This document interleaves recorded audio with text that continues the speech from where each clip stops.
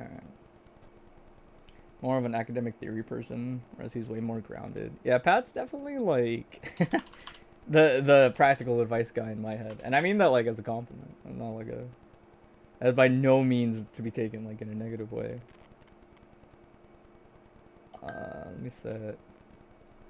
I don't remember if I've been diligent about setting music for these, but I'll try to be.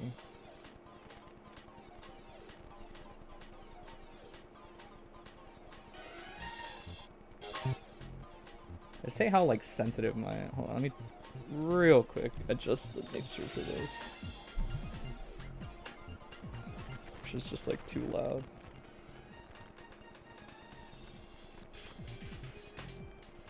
Yeah, I'm gonna put the super low like this, so the volume is easier to balance.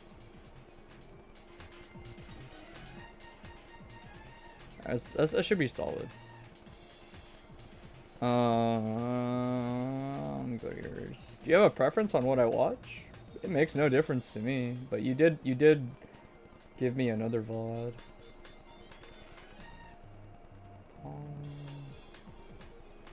So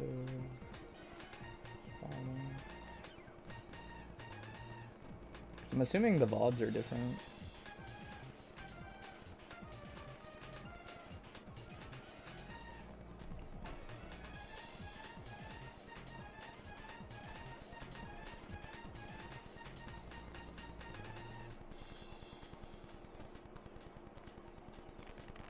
We'll let that ad play just in case. Yeah, I'm not sure if you have a preference on what I watch between the two. Between your only mids VOD or your burst to 5 VOD.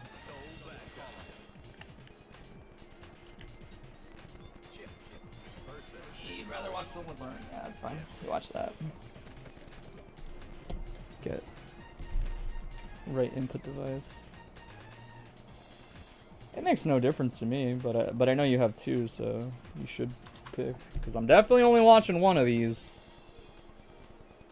I don't have time for that much review. Well, that's a really cool book.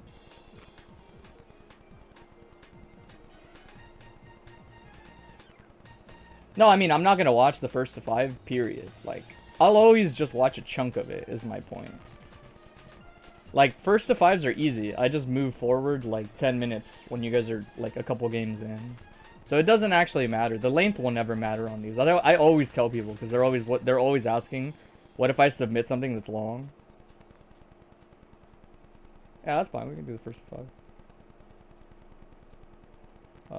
Put these to the side. I can read notes on it. And I'm gonna start the timer since it's now actually like 2 o'clock. Do this real quick.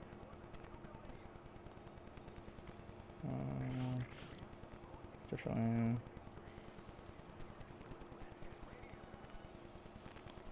Okay. Just like general soul advice.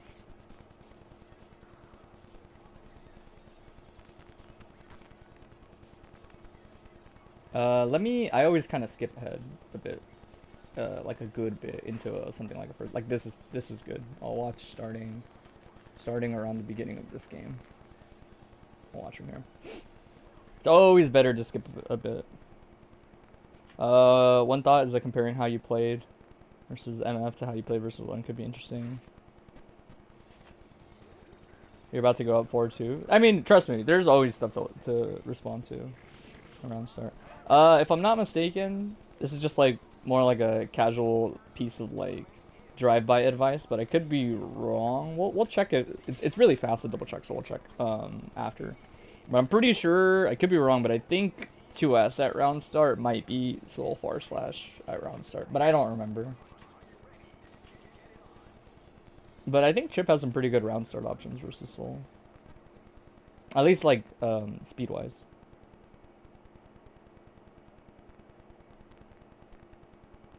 Yeah. Also, like, another piece of drive-by advice versus Soul is, like, as best as you can, Revolver is a mid, but ideally you want to block it standing. Because they make contact sooner, they're more minus. You can more easily just press 2P afterwards. Honestly, it's minus in general. So as long as you don't anticipate, say like DP, you can press a button there and you'd probably win.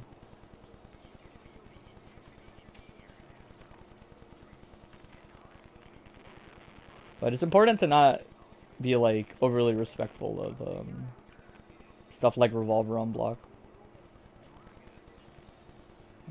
A little far from the wall. This is gonna hurt potentially. Not too bad. He didn't do like a regular running just to jump out.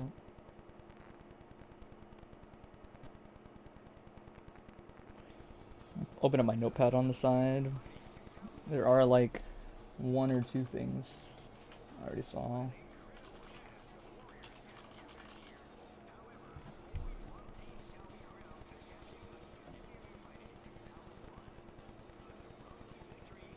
Chill. Also, just as like a side thing to like keep in mind, when jumping around a lot, jump S does a lot to help you continue to stay in the air in angles that people can't really interact with. The extra float on it is a bigger deal than you might think. Oh, chill.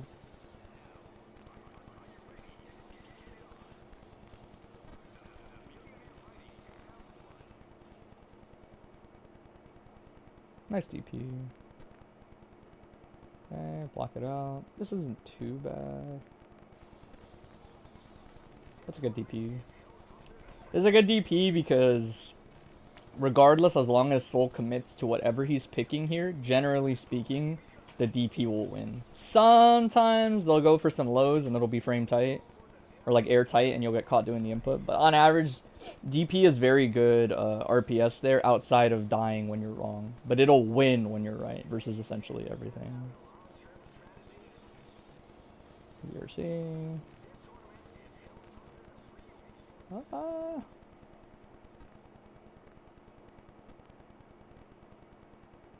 This isn't too bad. Go free punish. Yeah, that's not counter hit stay unless they pick the follow up.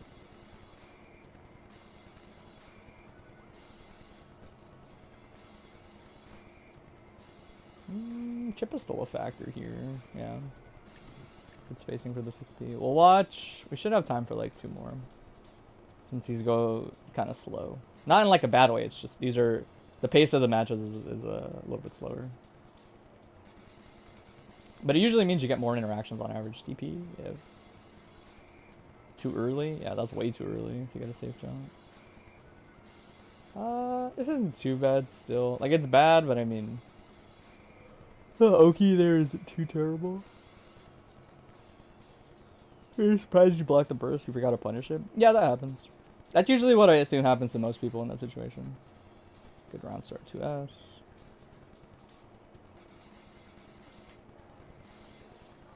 I'm gonna write something else here too real quick.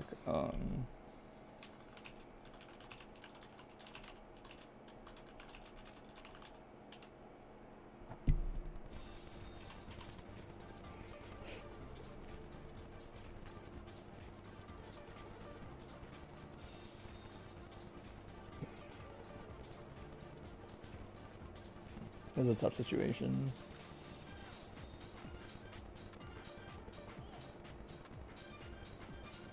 This is a good gamma. This is a tricky mix potentially.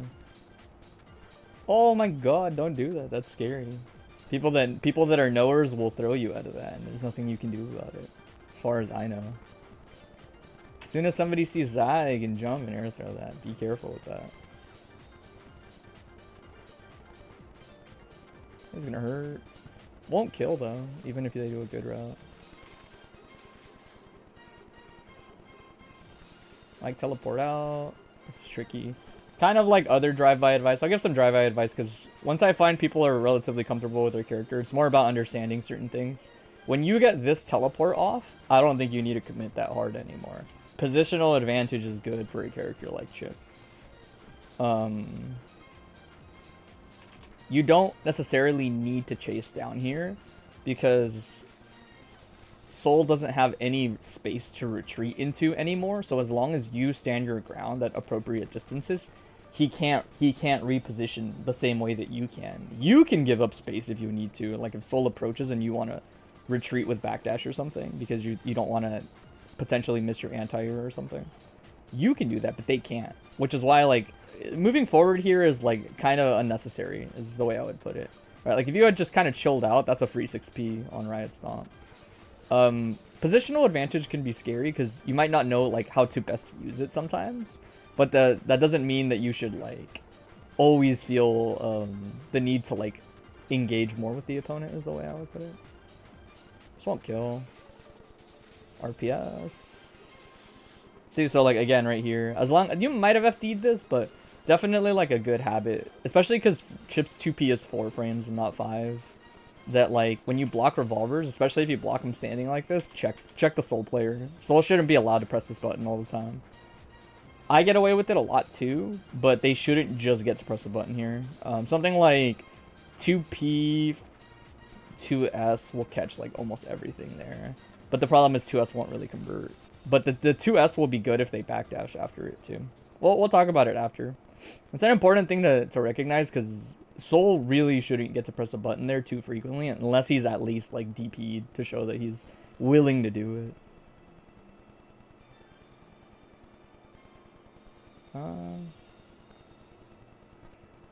Talk about some pressure stuff too.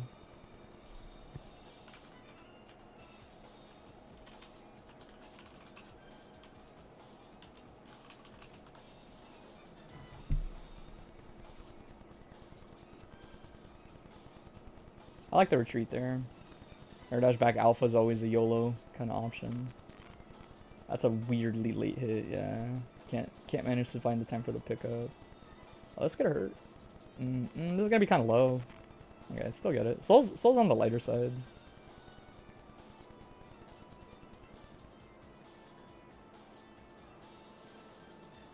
Yeah, so situations like this, I'll talk about it like as a movement trick to incorporate. If you're already committing to say jumping back here, doing something like immediate air dash back is very strong. Because at this point you're just trying to get away anyway. Air dash back, jump S sends you super far. We'll talk about it. But the reason is like jumping back and only doing jumps doesn't actually cover much horizontal distance. So especially for a character like Soul, you'll just end up right underneath him, right? Like jump again, but look how fast he just runs underneath Chipp, right?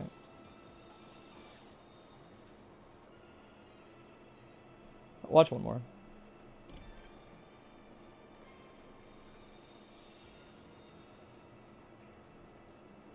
Not too bad. I like Meaty Gamma. Meaty Gamma is super chill there. It just minimizes how much you have to RPS immediately with them. Find Me is a little spooky there.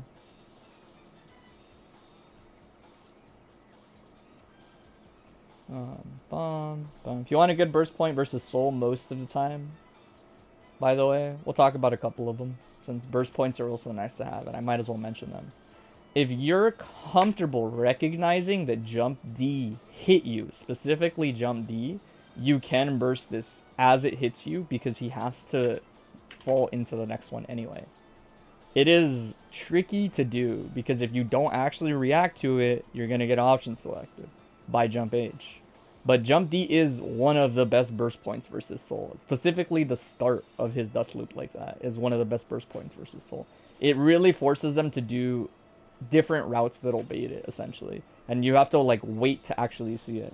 The next best one is Run Flame. As it's happening like this, as it's hitting you, Run Flame is also a very good burst point. It's very hard to bait this. If they got to block it, it's probably because they either waited to bait your burst or you bursted very late on it. Alright. Super Jump JD, really good burst point. It's just late in the combo, which feels bad. But Super Jump JD before dive kicks, very good burst point. You almost always get that burst point. Dive kick when it splashes in this moment, very good burst point. You can almost always get it. Again, the downside being the combo is basically over. But stuff to keep in mind for sure. This trade's gonna hurt. The will to survive.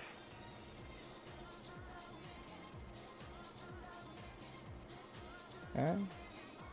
Nice run up to us. Wow, that combos? That's nasty. Oh, hell yeah. Things are indeed Daijobu. Oh, you're gonna have to block that. Yeah, you gotta block that shit. Finding's always free off mid-screen. Well, you say free, but I see you having to teleport away to not get DP'd is kind of my point. And the teleport will also eat his DP input, so it won't make him whiff DP, which is what's awkward. They'll probably just do 2H in place and you'll get nothing.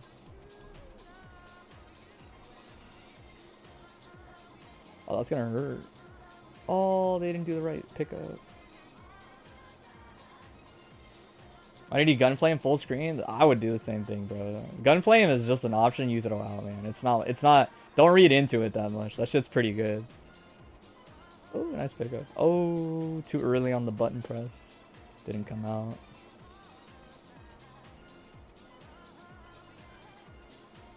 Backdash.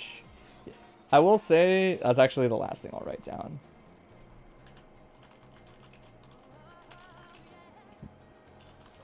All right, and then we'll finish up. We'll finish this off. You choked bad because you noticed you were up 4-2. Yeah, tournament nerves are real. I have no real advice for people with tournament nerves. It happens. They happen to me too. It's just part of competition. That's why competition's so cool. Oh my god, that was way too far, the mix. Alright, that works.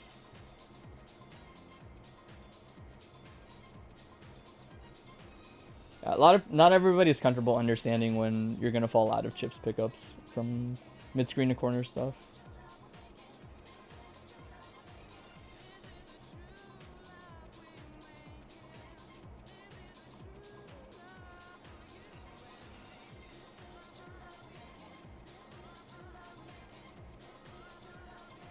Nice. Yes. He's getting pretty comfortable recognizing the situations that you keep relying on Genryo's. This could hurt a lot. It's still not the good pickup. It's a spooky though. That's not too bad. Yeah. Again, something to consider is like the more you're pushing out Soul, the more likely he is to do things like Revolver, and you just kind of have to wait them out. Like, if you wait that out and you block it, you get to essentially press 2P. Like, free reign, right? The only thing that would stop you is just DP, which I do when I have 50 bar there. But it's something to keep in mind. Alright, we'll talk about some of these notes I wrote down. There is a situation you get a lot, which I think is worth... Maybe we'll switch these up real quick. It's worth understanding. Let's see. I want to be Soul, and then I'll make him choke. It's the post 2S situation. 2S is an interesting button because maybe I'll even turn the thingy on. It's not like that jarring to look at while I'm talking about stuff. So I'll turn on the hitbox injector thing. Alright. Am I like plugged in? What's going on here? Wait, why are my buttons all off? Oh, what the heck? How did this happen?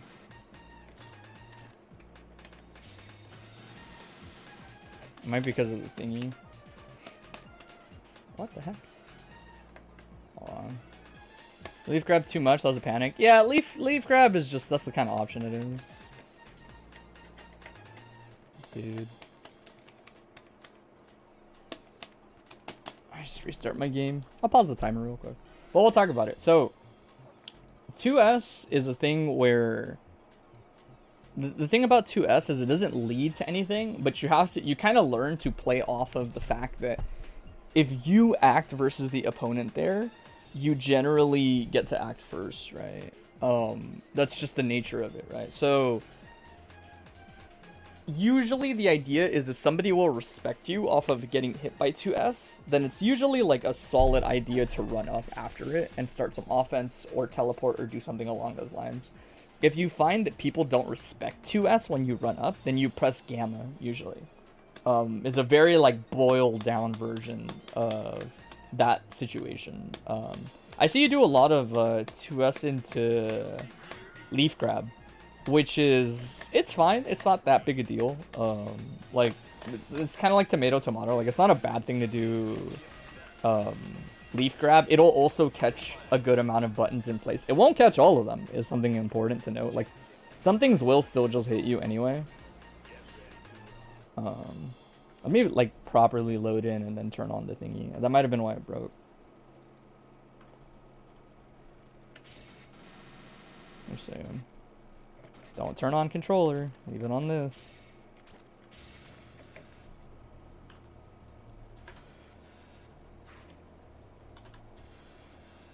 Alright. Now am I good? Okay, cool. So I'm gonna close the window thing too. It's kind of annoying. I know you can't see it, but it shows up on mine. So this situation, I did this backwards, right? But if I hit where is it?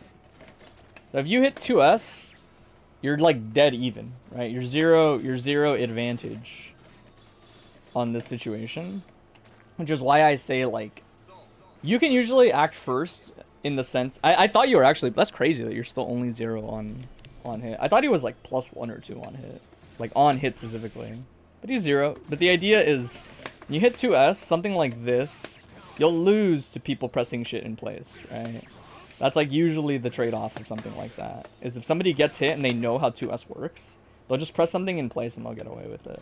So learning to do 2S into gamma like this is very strong.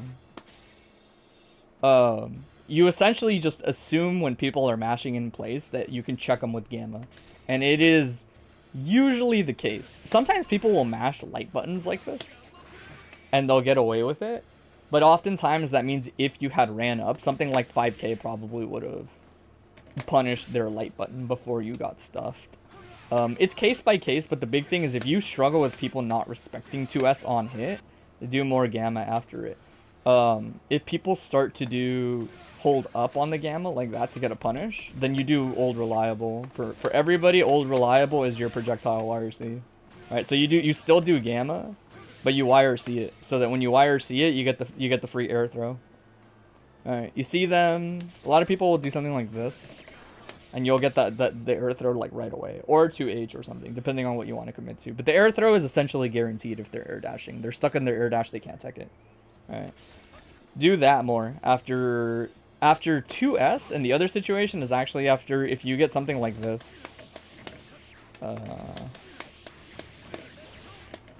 Actually, is 2S better there? I'm thinking of on block maybe. Let me check real quick, because this should be -1, right? Wait, this, yeah, this is -1. This is -1 because the frame data is being read backwards. All right, yeah, this is the situation. So post Rekka 1. Oh, sorry. Should also do a little bit more of this for kind of like the same reasons, where like people will probably press a button here a lot like that. But as long as you're spaced out, I think it is actually better to 2S there. My bad. 2S is a better button frame data wise there. You'll usually get the stuff like that. I don't want to talk about this too much because it's not like game changer, but you get a lot of 2S hits. So it's important to kind of learn how to play off of it. There's also cheeky things you can do. Like if I'm not mistaken, let me see. If you lock in H teleport, you get a mix-up, I think, off of it. Like a sort of like pseudo mix-up. Let me try it on hit, because I can't remember exactly if it's on hit or if it's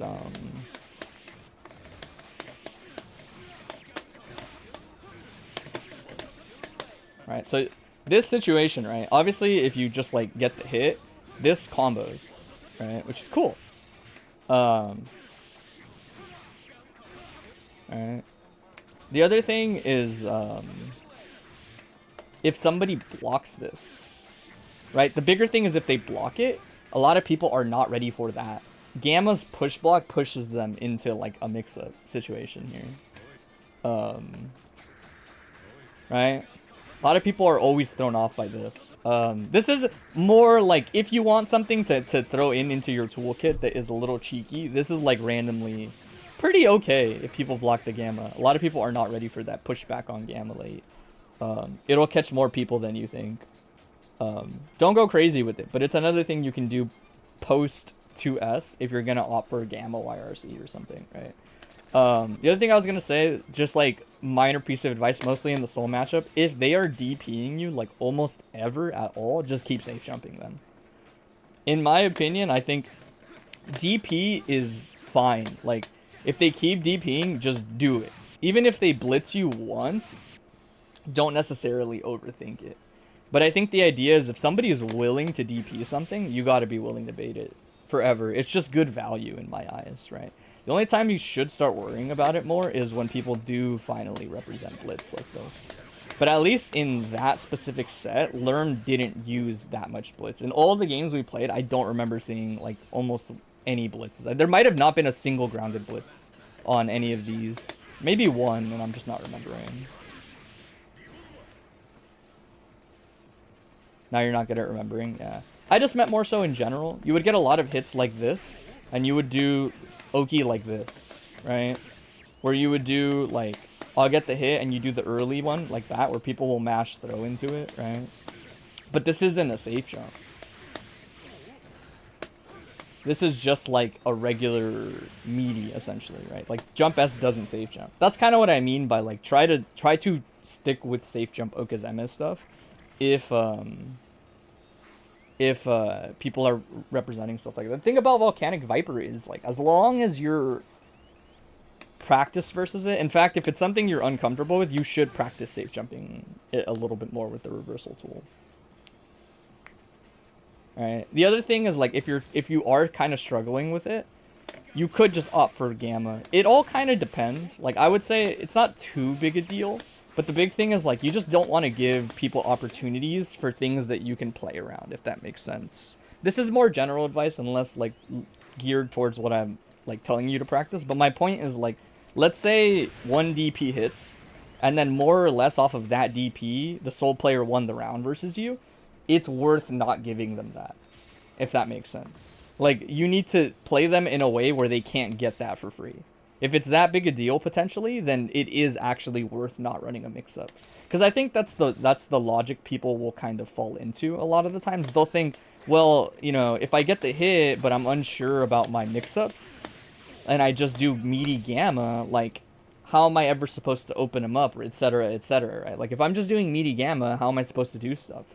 But the idea, to me at least, is, like, you shouldn't think that way necessarily if getting hit by a DP was that big of a deal for you losing a round, right? Like, if it's actually that dangerous to get hit by DP, it's no longer, in my opinion, worth trying to open them up in an RPS situation.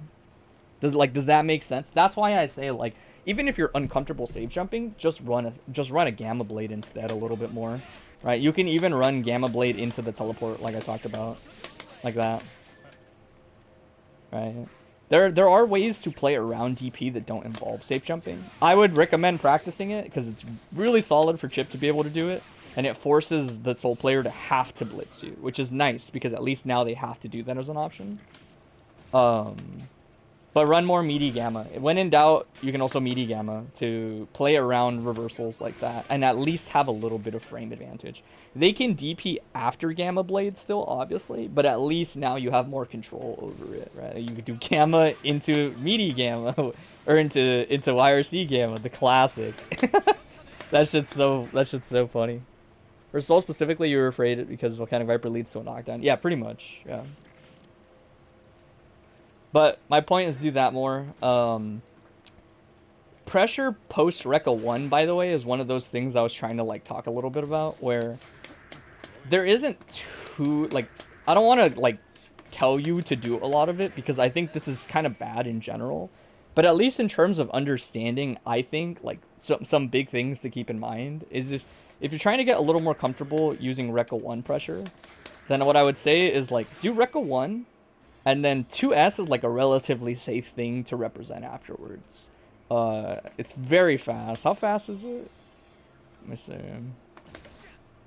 It's like 7 frame startup, yeah. So it's about the same as 2D, right?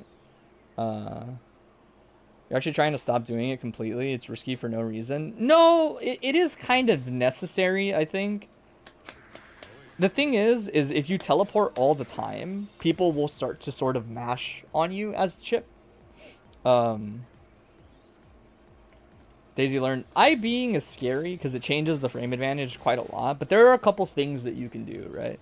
Being at frame disadvantage isn't the end of the world, and there's different ways to play around it. Specifically when you have 50 bar, something important to remember versus people is, like, you kind of have to check them with Rekka 2 RC every now and then. It is important, right? And the reason is less about like Rekka 2 getting IB gets you full comboed. Yeah, you don't really do much Rekka 2 on IB until you have the bar for it.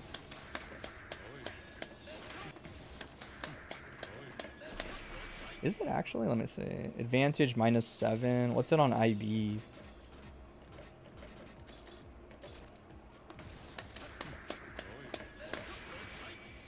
-11? That's not that bad, honestly. -11 means most people, unless they have like a 5k that reaches you or whatever, isn't as bad as you think if it's like spaced out kind of well. The big thing is this guy's IBing everything, so the pushback takes a long time. -11 is enough for her to ruin your life? I don't think it should be unless she's in range to get close slash. Because she would get far slash RC and that's it. Either way, not necessarily my point. I'm not going to like talk about this forever. The big thing is more that you kind of need to represent Rekka 1 in general because it's not a plus ender. Like it's not plus on block by any means, but it's more that this is like the only thing you can do all the time. Does that make sense? Like teleports let people mash on you, right? In various ways, right? Some characters, even if you do H teleport, they'll wait and they'll catch you, right? If you do P teleport, then they'll definitely catch you mashing, right? That Rekka 1 is important because you need to do it. The other thing is like Rekka 1, because it's minus, it's like sometimes you kind of rip Rekka 1 and then Rekka 2 because it's the fastest way to like check people, right? In other words, if you do this, you're still -1. And there's only 7 frames startup. So people can kind of trade a lot with it, potentially, on depending on the speed of their normals. The only way to catch people mashing, like truly, is to do Rekka 2. Yeah. Alright. I'm essentially like explaining something you more or less already know, but my point is more like, when I watch you play, you need a little bit more comfort playing off of Rekka 1, specifically. Right? A good, like, Rekka 1 like this will leave you in range for something like 2D into Rekka 1, right? And 2D, even if it's trading, is not bad, because it's a sweep, right? In other words, if he does something like this to me, and I say mash my poke versus it, right? Then, oh wait, Soul's got a fast button. Let me do this kind of slow. Then it's not that bad. Which options are reasonable? I think 2D and 2S are solid. You essentially press 2D because even on trade, it's solid. 2S is just fast, and it staggers on counter hit, which can help a lot. It's also got a really nice hurt box on it. Like, if I was to pause and show it, like, right here. Let me see. I'll do this real quick, because it only takes, like, a second to show anyway. Change the monitor to my Asus. No. What monitor is it? It's this one. A hurt box is good. This is what the hurt box on it looks like, more or less. Right? It's very low, very protected, very disjointed at the end. Right? That's good. 2D is good. Backdash into just holding space is actually better than you think.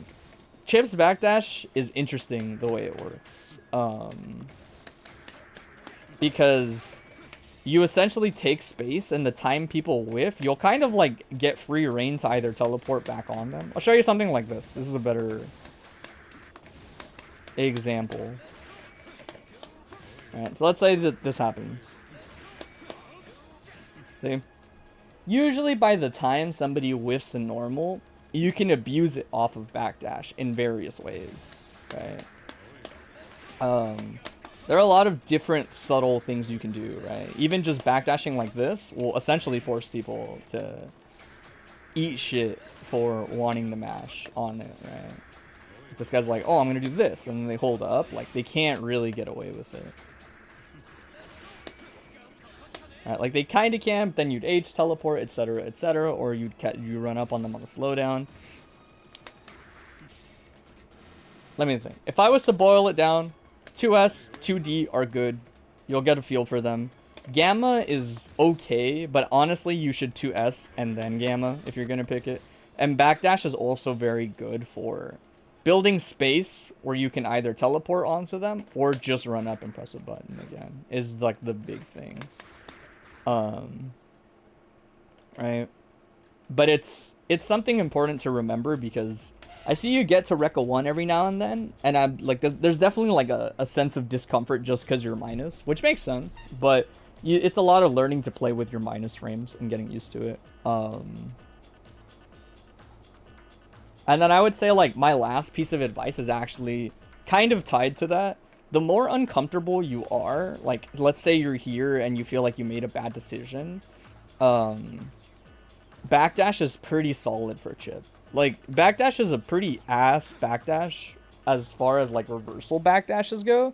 Its numbers are pretty bad if it gets baited. But it's actually pretty solid on the ground. Being able to move a horizontal distance backwards like that is, like, pretty helpful sometimes for Chipp, right? Specifically for stuff like this, right? Like, being able to produce a whiff, kind of, like, create space, and then act afterwards like that is very solid. Similarly, like, if you're scared and you want to jump back, this is also about the same, right? Like, if I jump back and I do this, look at the distance covered, right? This is jump back, this is backdash, right? Like, jump back, this is backdash. They put you about the same distance, but look how much faster backdash puts you there, rather than jumping and doing it, right? Jumping is fine. I was gonna say if you're gonna jump, do more of this. Look how much distance you cover if you were to do something like this, right?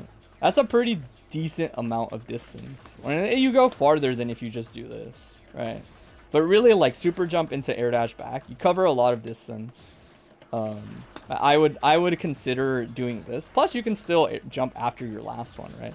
Very Chipp like movement is doing stuff like this, or with running momentum, doing like these.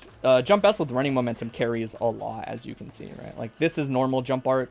This is jump arc with jump S. You go like a notable distance further. You air dash back JS to get away faster rather than triple jumping away. Yeah. Question about this? Go for it. That's the last thing we'll talk about.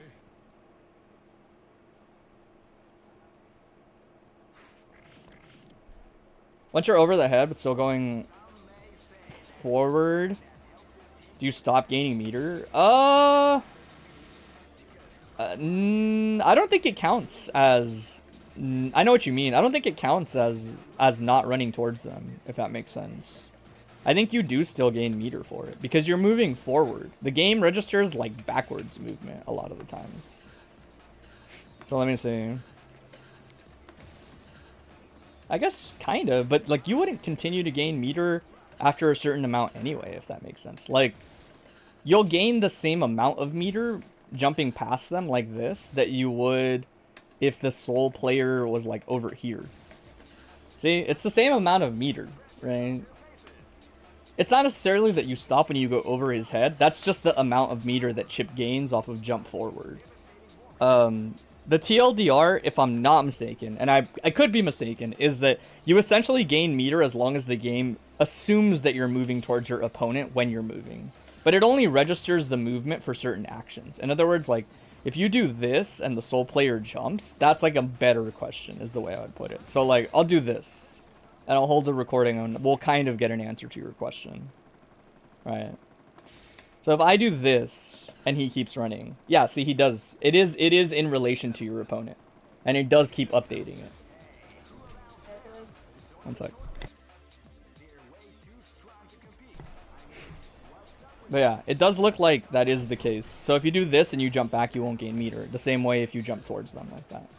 But yeah. That's pretty much it.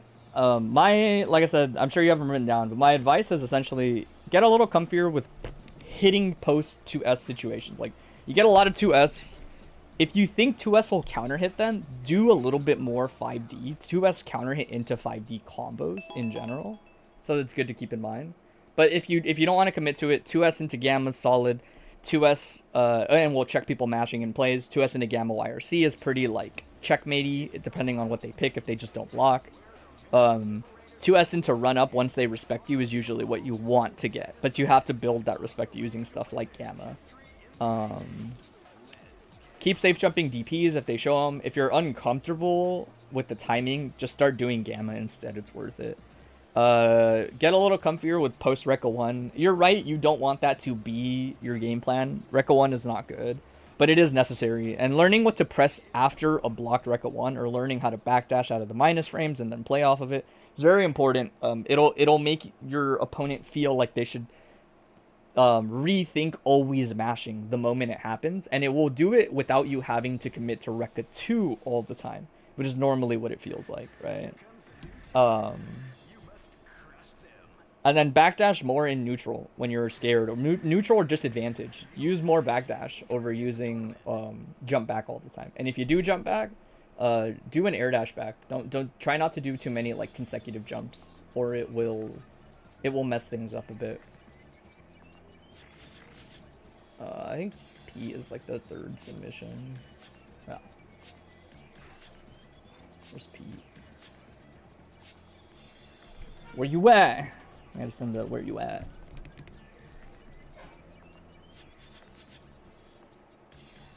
Yeah. That's pretty much it. Nothing crazy. You know me. I don't try to give people like a bajillion things. And honestly, once people have a general idea of what to do, a lot of it turns into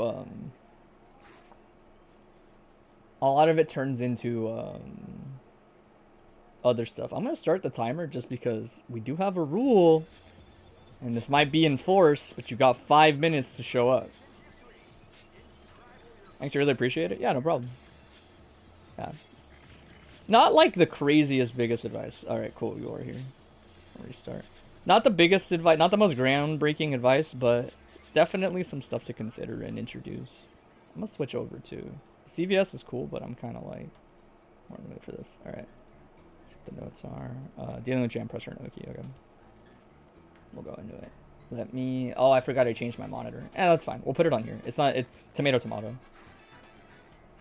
Alright. Let me pause so I don't have to hear Soul cracking his neck all the time. Alright.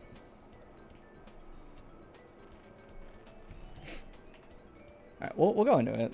Check some options, consider a couple things. I don't know too much about how this matchup plays out, but at least in terms of like dealing with some jam stuff on Oki, there's a couple things to consider. We'll talk about them. Some more like universal things, potentially.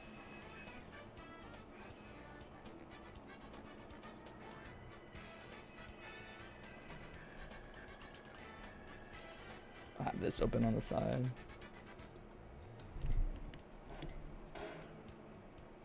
Okay. Well, I'm surprised that 6B worked. Like, in terms of range, that was surprising that it reached. This is dead. Doom doom. You can skip, like, 10 seconds here. Oh, never mind. They didn't even need the Guts Crush. God damn. The minimum damage on that does not mess around.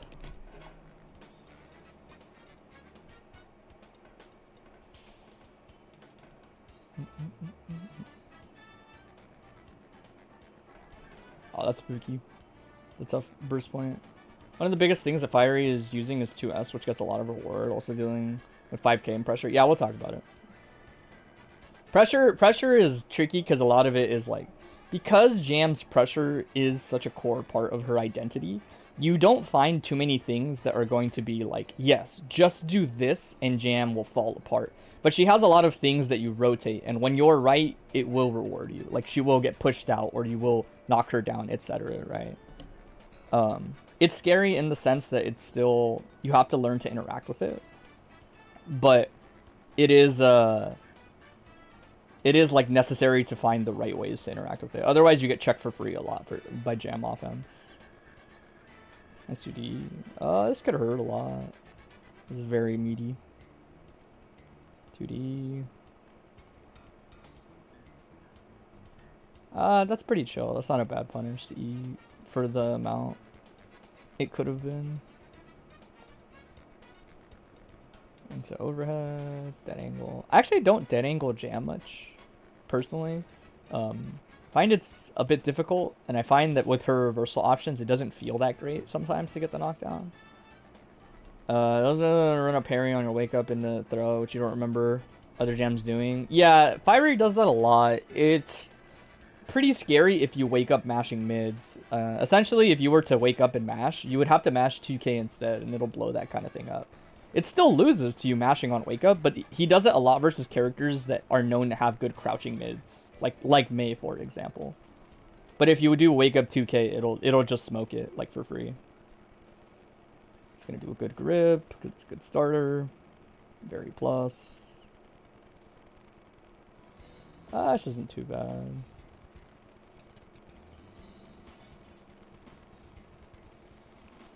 Yeah, well, 2P is a good normal to wake up mashing. Basically, if you find yourself in that situation versus jam, a lot of the times you just tell yourself to do 2K on wake up instead. 2K on wake up, and then you're chilling. 2K 2D, you're chilling.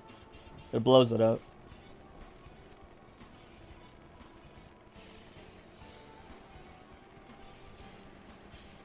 I usually jump back versus jam in those situations. Got a knockdown.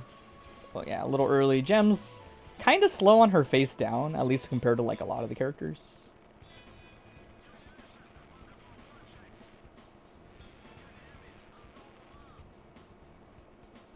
That'll bait, but the punish is weird.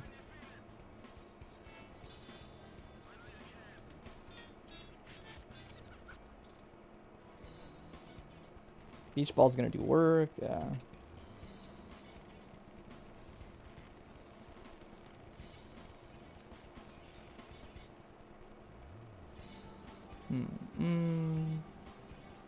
I also think, me personally, this is like a side note, I think Jam is for me, I think she's an important character to just take burst versus, even when they feel like they're not high value. Like, this burst is a burst I would take versus Jam, because the next touch that she gets is almost gonna kill me with her resources. Like, not actually gonna kill me, but the idea is bursting the next hit is gonna feel worse than bursting now, in my opinion. And I think because she's a character that's like, I wouldn't say like she has a hard time getting into neutral, but she has to get in. She doesn't have a projectile. She doesn't have disjoints really, right? So making contact as Jam is like, I wouldn't call it a downside, but it's definitely not her at her strongest. Where I think here, this is Jam at her strongest versus a lot of the characters, right? Like, it can get scary if you have a DP because she has to guess, but like now you have to block Jam again, right? That it's like, I actually do think learning to burst Jams, pretty much the first moment it's guaranteed, is important in my opinion. Because I think it ends up being worth it. Because now you're in this situation where it's like, the more this progresses, the worse it feels to use your burst. It can get very scary. And I do think that is like an aspect of dealing with like Jam's offense in general. It's a jump. I also think when you have a high jump arc, like Mei tends to, I think from defensive positions, jumping into Jam is like always awful. She almost always is gonna recover and then get to try to do something on the way on your like descent.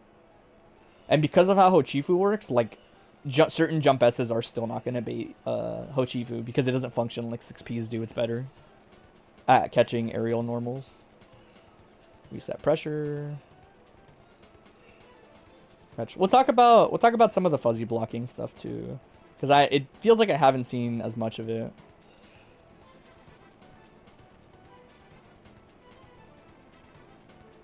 This is tough. This is OTG hit, so the scramble's not too bad.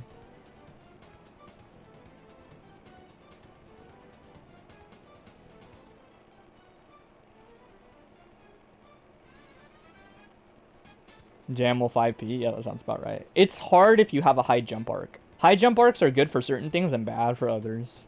And this is one of those things where it's bad. That's it. Alright. Yeah. Let's talk about a couple things. Defense-wise versus Jam. We'll go back to the hitbox thing after. For now, we'll use this capture. Give me Mei. Pick Jam. So, there wasn't like too much of it. I actually didn't see Fiery do it as much because I think I noticed that Fiery noticed that you weren't comfortable dealing with 6H. So, we'll talk about a couple things. Things that a Jam player would maybe tell you to try, and like, they kind of vary. So, technically there's a gap between 2K and 6H. Normally, it doesn't matter that much because the types of things that you would input, like reversals and stuff, they're hard to get because you don't know how many 2Ks she's gonna do before, right? So, like, if you do know how many, then you can definitely interrupt her, right? There is a gap here. What's Weiner? It's on, like, P, I think. It's a mashable super. There, no. Damn, her super's all, like... Hold on. Been a minute. It is on heavy. I thought I pressed that. Anyway, so like, if you know when it's coming out, you can interrupt 6Hs, right? And that includes like certain other wacky things, like you can throw her out of 6H, right? Like, these are the types of things like a jam player will say like, you should do this. And it's like, I actually never really throw it.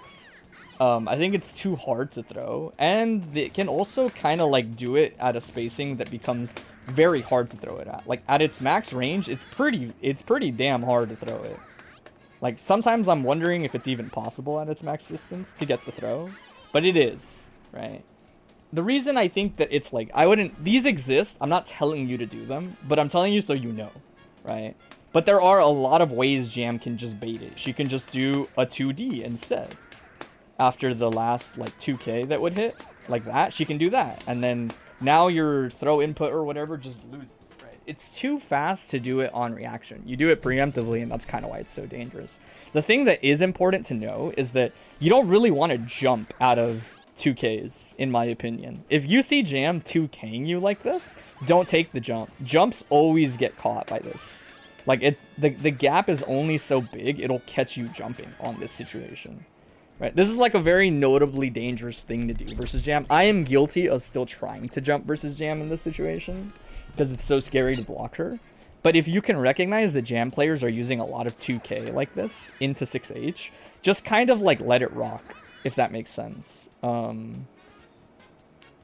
Like, you get a bit antsy, so you need to rein in the feeling to jump. Yeah, Jam is a character where you don't really want to jump versus her too much if you haven't really built some distance between you and her.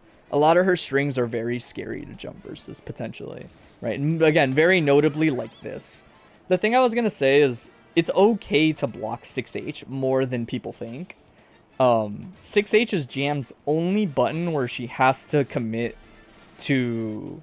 Well, I shouldn't say only, but it's one of her most notable buttons where she doesn't have like a Gatling after it, or it's not jump cancelable, right? So in other words, like you can press stuff like this and still 2D, right? You can press heavy normals and still 2D and jump afterwards, right? 2D itself is jump cancelable, right? 6H is the one button where you can't do that. She can't go into a button after it, and she can't jump cancel it. She has to special cancel this. Which means it's almost always going to go into baksho. It kind of just has to, right? Right. So there are a couple things to keep in mind. In other words, like, if she does this into this, it's worth practicing. It's a really tricky timing, but it's worth practicing instant blocking this. If you instant block this, she's minus. Jam is -3, right? That doesn't mean that it stops her offense. There are a lot of things she can do here, right? She can hold Shifu if she thinks you'll mash a mid. She can backdash into 6H again, right? She can just assume that you'll respect. Yeah, she's minus off puffball. Off regular puffball, right? So if you IB this, she's -3. She's +1 on regular block. On IB, she's -3 on the short one. If she does the other puffball, there's always a gap between them. There's a reason you don't really see Jams doing stuff like this for people on offense. If she was to do something like this, we'll show. This is throwable. If you're just kind of like waiting, you can throw it as it runs into you. Heavy puffball is like usually I wait and throw it. I'm more focused on instant blocking the slide or the S puffball, right? So the idea is like I will input my block a lot of the times for S, and then if it didn't hit me and I see her swooshing around, it's because she's doing that, right? Similarly, if she does, if she does Mawari Komi, it's like the same thing to me. A lot of the times I'm just waiting, I input the block, and I'll input like a button afterwards. If you're really ready and you see Mawari Komi, you can throw it. But a lot of them won't pick Mowari Komi there, honestly. Like, they'll only do it to bait dead angle or something. It's not really an option they do on offense unless they really think that you can't get out of the situation. Also, they only really do it if the Mowari Komi ends in throw range. So they wouldn't really do it here because I think even Jam's throw range doesn't cut it here. Yeah, see? So you wouldn't really worry about it in that situation, right? So S Puffball, you instant block it and you have frame advantage to work with. Either you can backdash, you can try to disrespect in some way, right? Like if that's what you want to do, or you can escape, right? But you are plus, right? Rather than doing a low because riskier if you're wrong. Yeah, I don't mash too much versus jam unless I try to recognize situations. Sometimes I will mash as a gamble, and we'll talk about that. But again, the big thing is remember to not... Also, let me make sure I keep the timer on the side. That way I can gauge as we're talking about it. A big thing is to remember, so I don't want to jump out of this. You don't want to jump out of this because as 6H is hitting you airborne, Jam has time to react and pick the combo instead. That's why it's so bad. It's most, like, basically any experienced Jam player will recognize this hit, Bakusho, and then recognize the hit, and then do the pickup with the split kicks into Ryujin and get their whole BMB. That's a big reason why. And 6H doesn't scale, I'm pretty sure. So you just eat the full damage of the BMB, right? So you don't want to jump, right? You really do want to let them 6H. If you're really confident, you can interrupt as they're gonna 6H. If they're not good at varying the time that they 6H in, then you can absolutely interrupt in various ways. That is dangerous though. Other than that, you kind of want to let them do it and react to the situation. The thing I was gonna say is some Jam players will start to get kind of like nervous in these situations, and they'll do like split kicks immediately because split kicks is a little safer like that, right? But split kicks, if you IB it, is a punish for some characters. Let me see. Yeah, she's minus 18. She's minus 18 off of it. So basically, if you have anything that reaches her post split kicks like that, that's a punish. That's an actual punish on split kicks. Yeah, split kicks on IB is really minus. It's minus in general. Even on regular block, it's minus. Yeah, it's minus 15, but the pushback is a really big deal on it, which is why you usually don't get punishes. Something to consider is, let me see. Alright, so if you IB split kicks and they go into Ryujin, you won't get punishes because of the delayed cancel. Right? So it's something to consider. I know sometimes I think I'll mash like a standing button. Right? Like you can do like IB 5k 2D and it would probably work if I had to guess. It just kind of depends on your character if you have something. Jam, or not Jam, May 5p might work. Let me see. Maybe not. Yeah, but again, so I will say this is assuming she does Ryujin and not this. If she does this, the situation is a little different. 2H has a little too much startup sometimes, but maybe the hurtbox might be good on it. Like that. Don't worry about it too much. The tricky part about learning how to defend versus Jam is that there's a lot of layers that go into it. I'm just trying to teach you sort of like a general rule of thumb, right? So as far as 2K, 6K or 6H goes, let them do it a lot of the times. It's scary to block because it's like it cranks so much risk, but it's okay. Like don't freak out about it. It's not that bad yet. Right? It's scary because it cranks so much risk, but you know that she has to go into a special move like Bakusho. So you just kind of like prepare your instant blocking for it. And then be ready for it. You can also do things like, this isn't recorded for Puffball, but same with Puffball. If you're ever, is this recorded for Puffball? I think it is. Yeah. So if you're ever scared of Puffball, you can also just like assume they're gonna Puffball like this, right? And take the blitz here too, right? It's a lot about learning to interact later with her. If that's the type of offense that she's running, don't interact with her immediately. Interact with her later. interacting with her immediately is like an easy way to get blown up like this, right? Yeah, we're going to talk about some of this other pressure sequences. So 5k is like noted as like very oppressive like this, right? When they're mashing 5k like this, I do one of two things usually, depending on the character I'm playing. So if Jam is just hard-coded into doing this, right? One, depending on your button, you might get to mash, but not always. If you're really ready, instant blocking and then immediately mashing is like a good way to check it, right?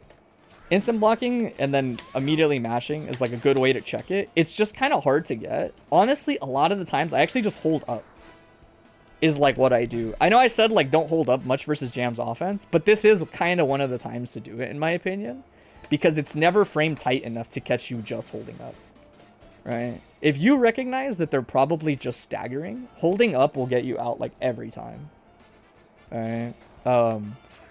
Right? It's just, the scary part is like, I do it very preemptively. Like, as soon as I block like 1 or 2 5Ks, I'm like, I'm just holding up, right? And then holding up will get them to do more 2K, right?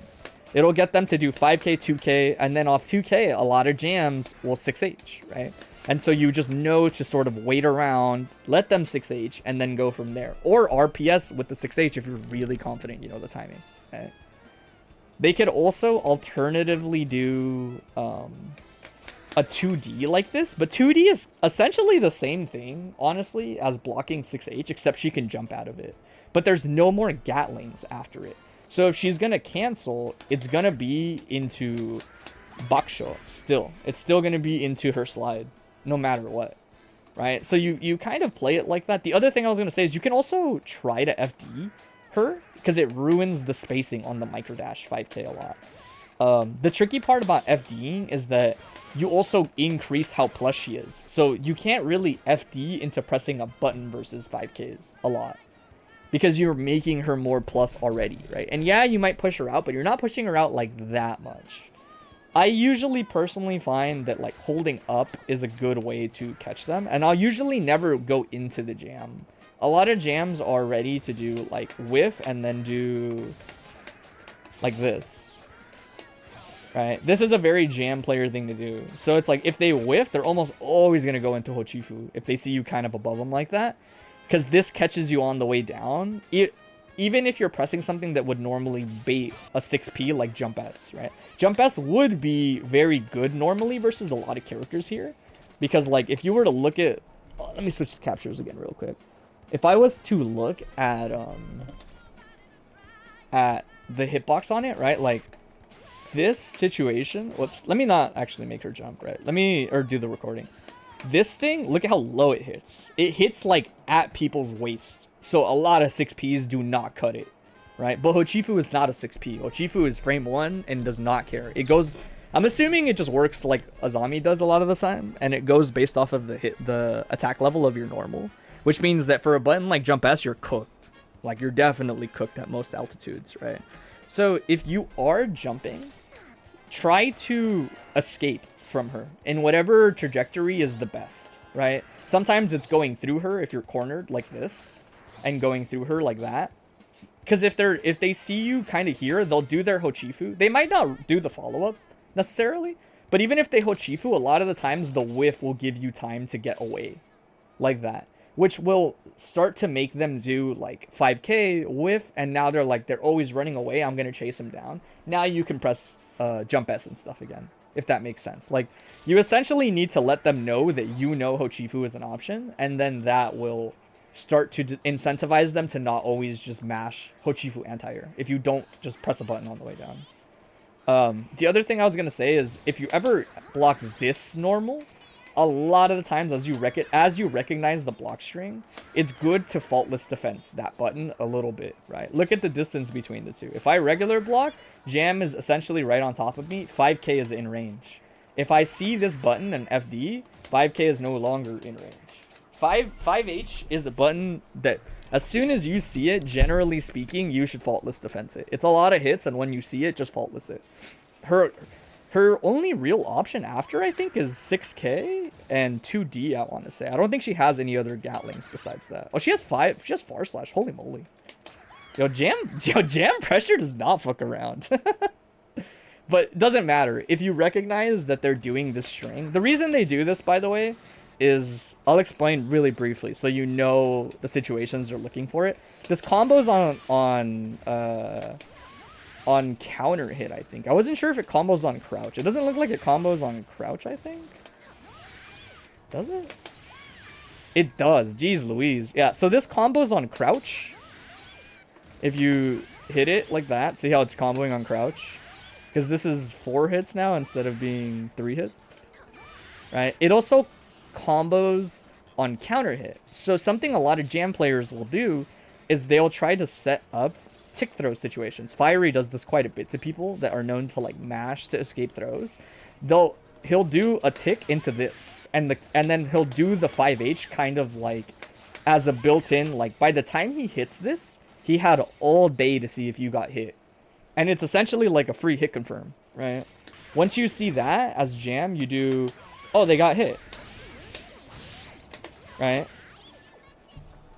So you really want to like understand if they're using that ever versus you, represent faultless defense versus 5k like that.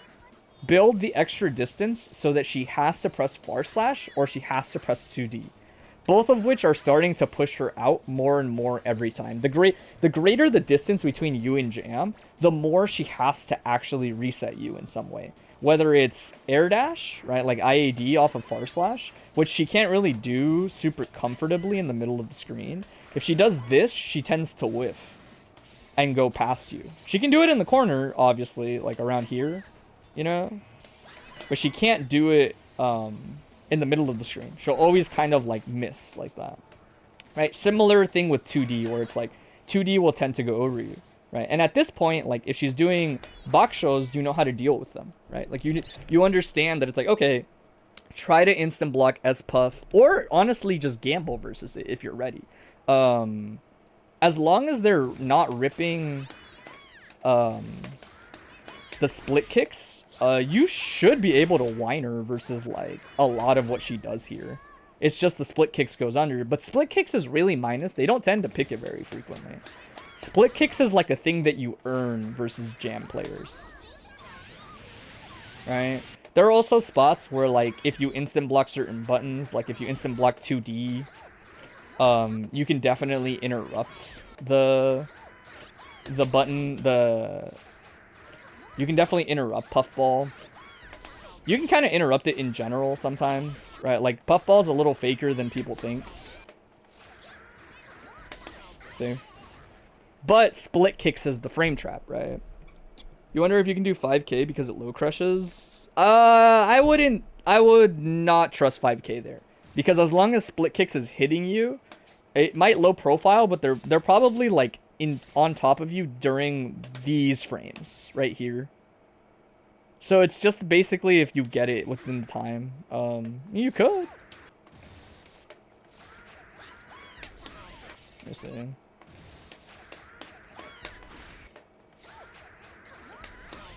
Maybe. You might be right. That might be pretty solid. That might be a really awkward debate for them. Just be conscious of the fact that they don't have to do that necessarily off of far slash and 2D. They're jump cancelable, right? Like I said, you want to be careful, like always making that assumption all the time. Oh, put this on. Right. It's a bit of a rabbit hole with jam pressure if you start to focus a little too much. I will say you're right. 5k looks pretty good there on average. Like if you're like this far and they look like they're gonna pick it, I'm gonna try to pick like the fastest split kick and see what it looks like. Yeah, it looks pretty alright. The tricky part is honestly a lot of jams are still gonna mash 6H in that situation. So you might really want to be careful mashing 5k here because you're gonna interrupt them, but you're never gonna sweep. So you better be ready for jam to run at you right after too, if that makes sense. But that seems all right. I would say that's a pretty solid check. It'll definitely force them to jump in this situation. Like they'll do more like They'll do more like air dashing to try to catch you, right? They might do something like this. And then that'll punish you directly, see? That's why I say, like, it's good to find an option or two, but you would be surprised. Like, jam offense is pretty fleshed out to the point where, like, getting hit by that starter is a lot of damage. That's like 30% of your health, mate. Potentially. Probably not, but it could be, depending on, like, the resources the jam has and how willing they are to spend them.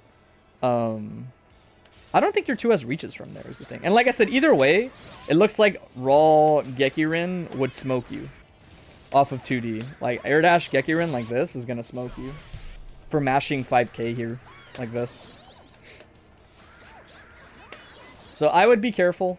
That's why I say, like, you can find a couple things every now and then that are, like, generally good versus jam, but you'll never find something that is, like, always do this versus jam. The characters that get to do that are oftentimes the characters she doesn't like fighting, like Heihyun 2P, right?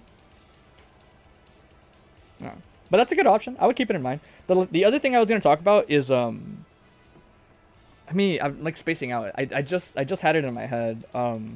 Oh, air dashing. If she's always air dashing at you, like this, and doing this, I don't know if dolphins are fast enough, honestly, to, like, consistently get these, especially, like, on reaction, but they might be. They might be. They look okay.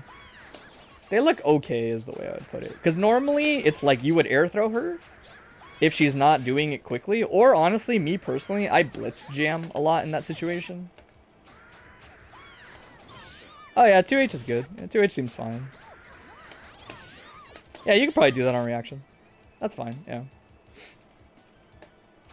Because the other thing I was going to say is this is what she rotates in. She does a lot of air dashing when she feels like you're getting better at dealing with 6H into Bakusho like that. That's what, like, you have to consider in those situations. I don't really cover it too much, but I was going to say, as far as Jamoki goes, it's essentially just getting meat-eat or not. You have a very good backdash. So let's say... Let me see if I can do this with my... Oh, no. There is one thing I want to talk about before. Do you know about doing... About fuzzy blocking Gekirin like this?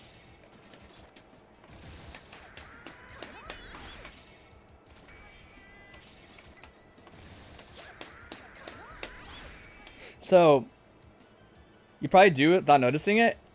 Maybe. The reason I ask is because I didn't see you doing it much. At least in that set. Because the idea is, like, if you're hard-coded into, like, just doing it as soon as you see her Bakusho like that, then a lot of the times you'll get it, right?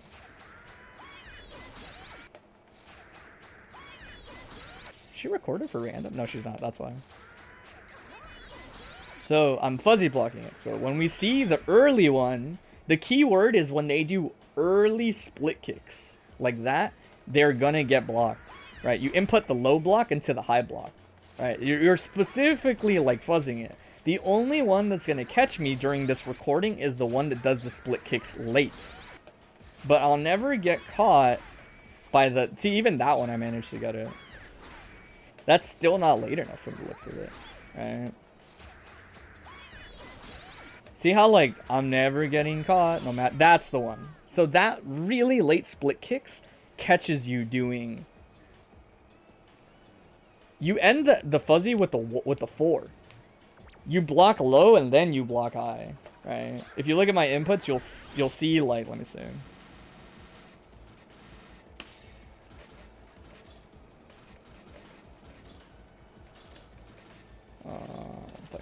So if you look at my inputs, I'm always doing low into high, and if you see me getting caught, it's because she delayed split kicks a lot. And if she did it that much, she was very punishable. Like that one, if you just regular block it, remember, that moves like -15 on regular block. So she has to cancel there, essentially, into like another follow-up. But otherwise, I'm going to always block the one that's a little earlier. And they'll do it early because they don't want to get caught, right? Or I'll always catch the overhead. I do this until a jam player shows me they're willing to do the late split kicks, essentially. This is very important to know about jam, and like actually do it until they bait you blocking like that. Especially because once you see Baksho, most of the time you're trying to time the IB for puffball anyway, right? Yeah, so like for example,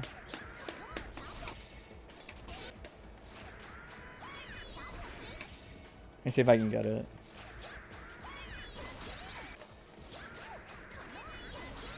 So now I'm kind of blocking like the most common situations versus her. Right? I was saying like there's not too much you can get. I should double press there is what I should do. I wonder if I can do that. Maybe not. It might be difficult. You kept ending in 1 position, you would go back to 4 position and go back to 1. No. You want to keep holding up there. Because Puffball is a mid anyway. You'd rather block Puffball and have her be plus than get caught by overhead. If you get caught by carded Geki, that's a full B&B every time. You don't want to do that. So you only fuzzy towards the up, and then once you block, obviously like Puffball or something, or Geki, you just go back to like regular blocking.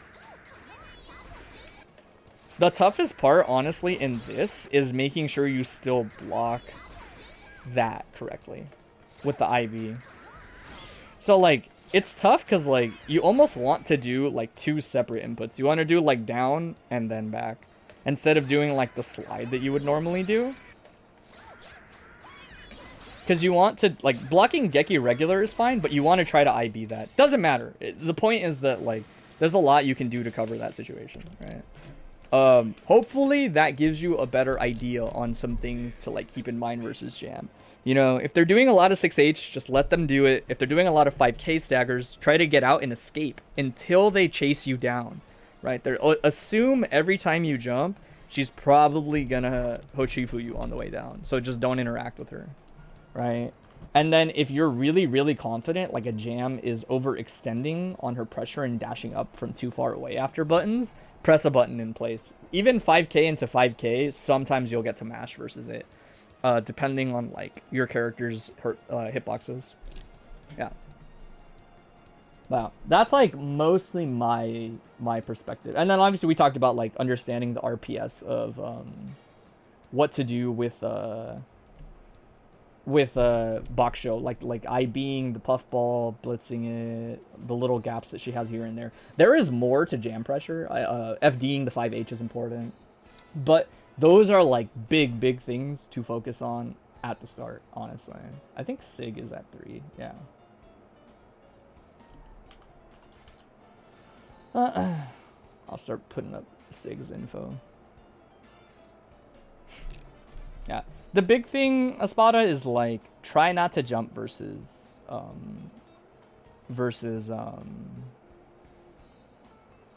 jam. Like, or you know, try not to jump early is I guess what I'm trying to say. Only versus the 5K thing. Other than that, man, it's like it's really scary because 6H is built to catch jumps, essentially.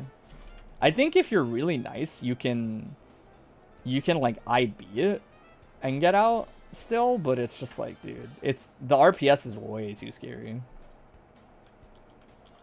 All right, we're ready for when/if Sig shows up, but we do have a rule, and the 5-minute timer is in effect. Nobody's ever been late though, honestly. Everybody always like has been pretty good about it. Plus, I try not to be too strict because I tend to be late. Like people kind of like ink over that, because I should maybe schedule these like with 5-minute grace periods between them, but that might get tricky. It might. No, I'll do that next time actually. That way the 5-minute grace period actually lines people up better. Yeah, if you rein in the jumping, it can only go up from there. Yeah. But we're chilling. We're chilling until Sig gets here, if Sig gets here. Just gotta make sure. Yeah. So they're 310, Apollo is 345. Then it's Metaregress, right? Yeah, and then it's Gummy at the end. Okay.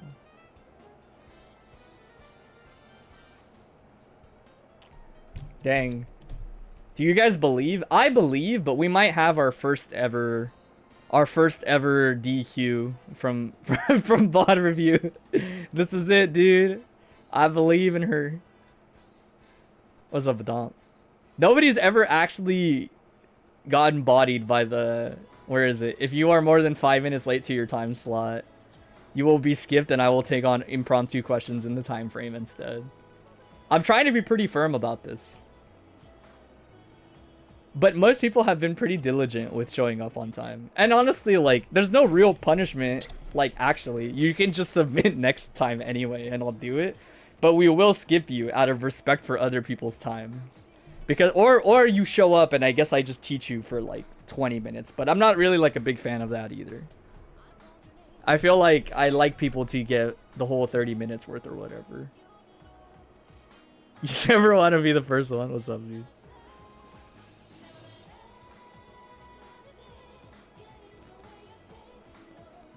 I remember this theme forever, dude. Tatsunoko main theme. Oh no, it's gonna happen. Oh no. But I do find it funny because the extra community is so like chill and like nice that I'm sure if she gets the DM or is late or something, she's gonna be like, oh, I'm so sorry. And I'm gonna be like, nah, that's fine. It's pretty funny that you fucked up. And then it's just like, just come back in 2 weeks. We're gonna do another one in 2 weeks anyway. I'm not so strict that it's like you're just kicked out forever, but you do have to at least, like, I message people like what time slot you're in, so that it's like this ends up being like a 5-hour stream, so it's like you have to know what time to be here more or less. Some people like sitting around and listening because some of the advice is just general advice that any character can apply, right? And I know some people like to hang out for that, but to assume people want to hang out here for like 4 to 5 hours, whatever it is a bold assumption to say the least. Does anybody have a question? Because we're creeping up on it. Should I pause it again? There you go, dude. Brainstorm your questions. We're gonna talk about questions for like 30 minutes. It's coming up. This is it. The 5 minute, the 1 minute countdown. It's coming. Oh, back to character select. Oh, we're already there. Nice.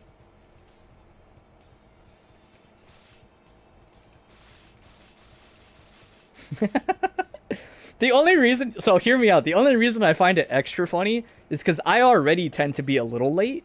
Once you're not... Like, once I'm like 2 or 3 in, I'll fall in behind like 5 minutes because I set up in between. I will do the 5 minute thing next time, actually. I'm going to update the forum tab. 5 minutes in between so that I don't accidentally progressively fall behind over the reviews. But that's why it's extra funny to me, because she was 10 minutes late, technically. She wasn't 5 minutes late, she was 10 minutes late. It is what it is. It is what it is. Oh no. I will respect if she shows up in the next 10 seconds, but she's gotta text me on Discord or in the chat in the next 5 seconds, dude. It's coming. No. All right, Rip. Give body. I honestly never thought the rule would take effect,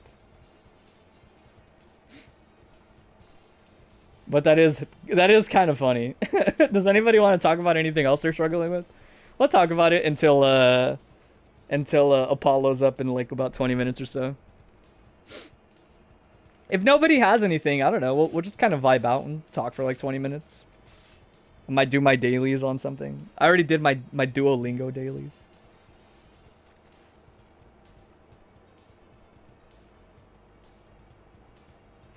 So I don't think I really have anything else I'm checking. Did I check what shirt is on the Yeti today? Let's see. I think I did. Oh yeah, the cat shirt is pretty cool, but I think I'm chilling. I don't think I want to get that. It is a cool color scheme though, but I own too many black shirts already. I need to get some more like non-black shirts. I guess we'll just practice answer. Here, I'll keep Discord open in case she randomly remembers later. Dude, on God, I covered my bases, dude. Because, I even tell people the time. I realize not everybody is West Coast, but a lot of the people in here obviously tend to be West Coast. So I do include the time zone when I tell people. I tell them it's Pacific Daylight Time. It's not just like a random... Even though that doesn't really matter, because that most people would show up early, not later. But I do tell them. Oh, I wanted to check this. Damn, that shit does look... It's weird to me that, like... This honestly doesn't look like as low as I would expect it to be. For how consistently it anti-airs that Soul JH thing. What times you've signed up, you saw the time and was like, oh damn, that's early? Yeah, dude, it's PDT. If you're East Coast, it's yeah.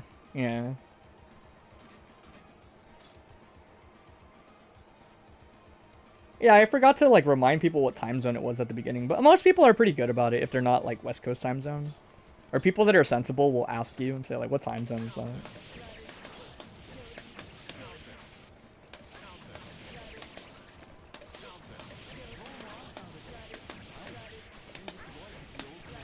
This works still? Yeah.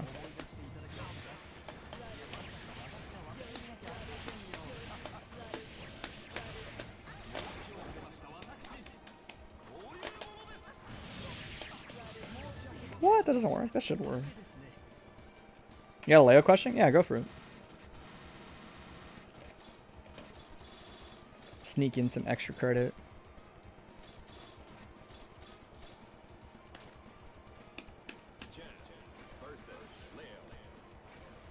After blocking 2D. Okay. Let me take that off the screen. What's the RPS there? So 2D is punishable if you're close enough to Leo.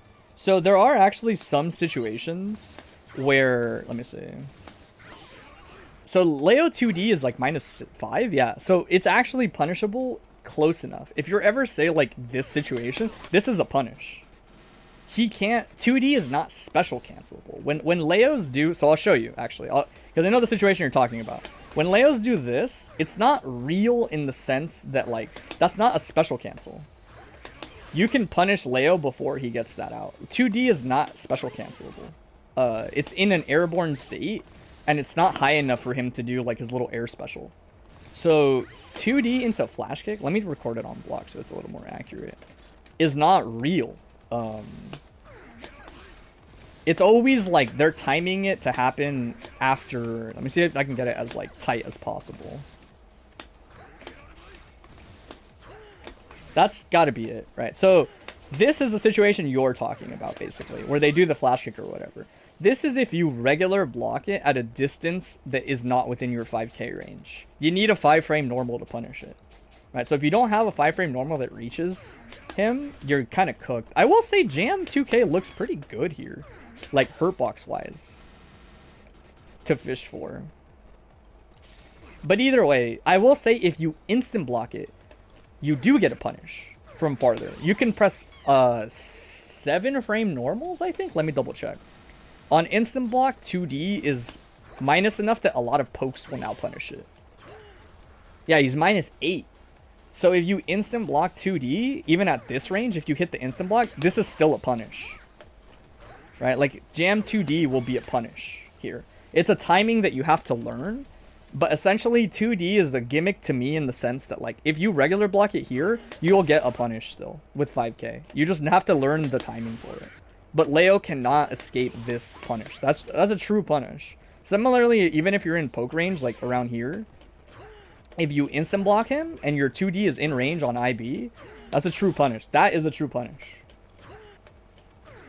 So you're mostly getting execution tested by Leos in those situations. And if you regular block it, yeah, that is the RPS. They can flash kick afterwards, or they will just like do something else, right? You can essentially think of 2D as if you had blocked something that's relatively minus in general versus Leo, right? Like flash kick is just an option he can pick there. But it's not actually a special cancel. A lot of people might not know that. Does that answer your question? It really is that simple. You just have to learn like the range. Like this isn't a punish, right? This is a punish. It looks like for jam, 2D is the button you want to press. If you IB'd, 2D looks pretty solid. Because it's still the same speed, right? 6 frames? Or 7 frames, I mean. Saying. What's my startup on this?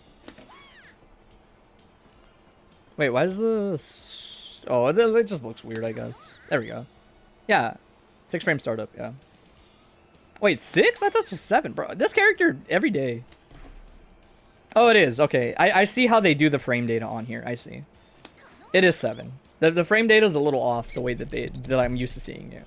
It's 6 frames and then it's active as in like the 7th frame or whatever. I see. Okay. Because this also says 6. All right. Don't worry about it. Yeah. Jam 2D is your go-to. He looks a little too heavy to get anything outside of maybe like raw Ryujin maybe. Leo's fat as fuck.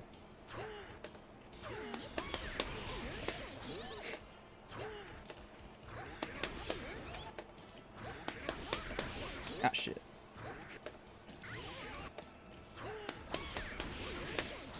I gotta do it like instantly. Oh, maybe you can't get that on him from there. There's no good conversion from there? Dang. It'd be like that. I'm surprised only because Leo's so big, I would think there'd be a way to get him. Oh my god.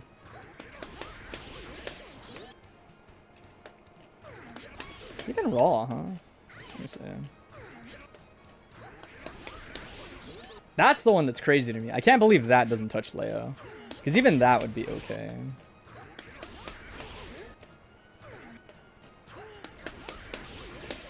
That's fucked up. Alright. I guess it is like pretty max range, so I'm not too surprised.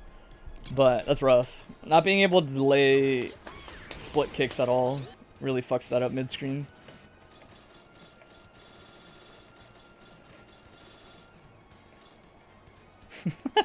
You'll have to forgive me. I'm still kind of laughing at the fact that we finally had our first tardy individual.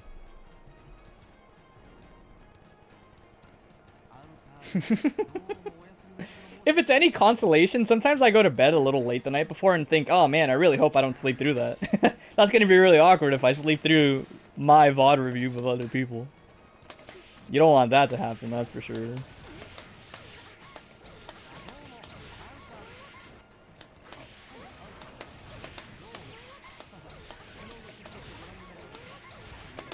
Did I always miss the jump and stall?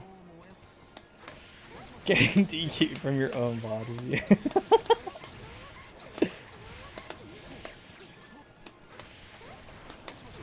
I think we still have time, by the way. We have about like 15 minutes if anybody thinks of a question. Nobody has to. I'm just going to practice some combos in the meantime.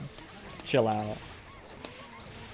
But that is what I decided. I mean, I'll take on random questions in downtime if somebody's just late to their time slot.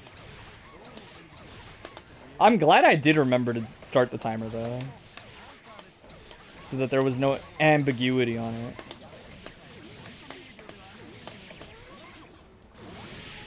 It's a safe jump naturally. That's a little funky.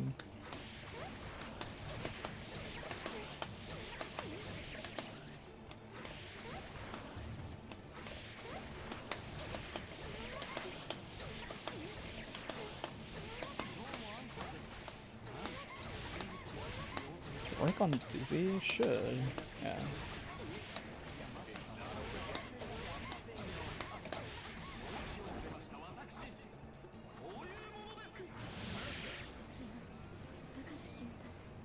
I guess I should check, actually. I keep forgetting to check, and I have the thing open already, so I might as well. How plus is Cardwire C? Plus 29. Okay, so it is 29. I thought it was 27. Damn, no wonder you actually get the... Damn, you're hella plus. No wonder this shit is a frame trap. That makes a lot of sense now.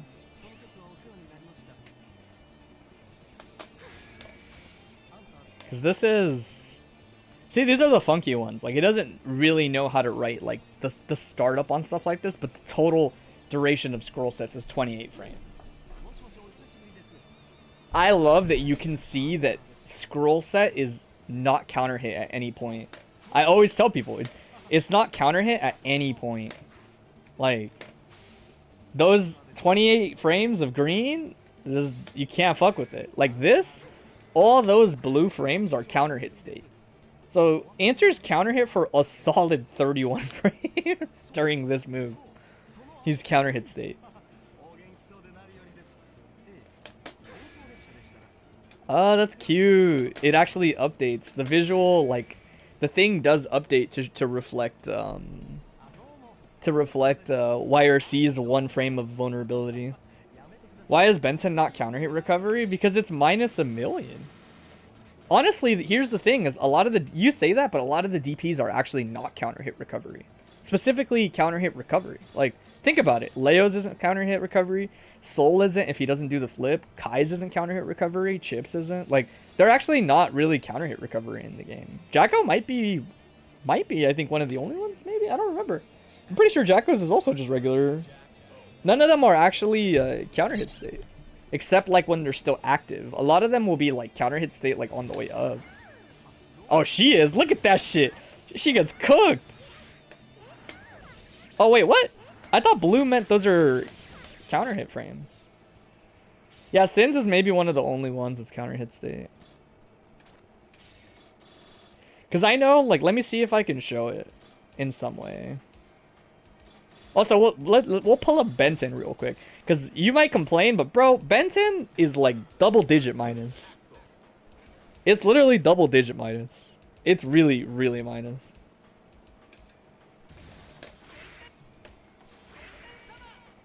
It's 27. It's minus 27, but dog. Benton is bad because you can run up and punish it. That's how bad Benton is.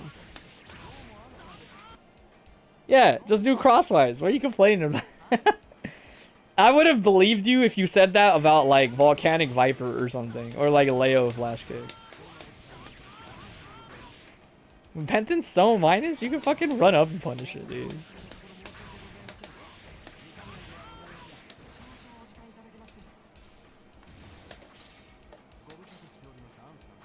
We should look at some of these, dude. Look at... Look at his hurt box on these, dude. Look at his hurt box. I love this shit, dude. Look at his hurt box on this button.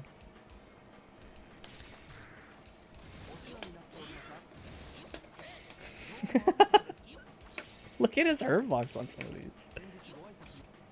Hey, good morning, Gummy. Bro is enormous, man. Look, the world is not a fair place, and you know why? Because we're gonna take a quick look at Kabari. This is why I find this funny, because we're looking at Axel, and it's like, bro, 5P is actually not that bad. 6K has a pretty big hurt box on it. Like, look at some of these. Like how big he gets, bro. You can 6P this shit. Kabari? Look at my goat, dude. Look at Kabari, dude.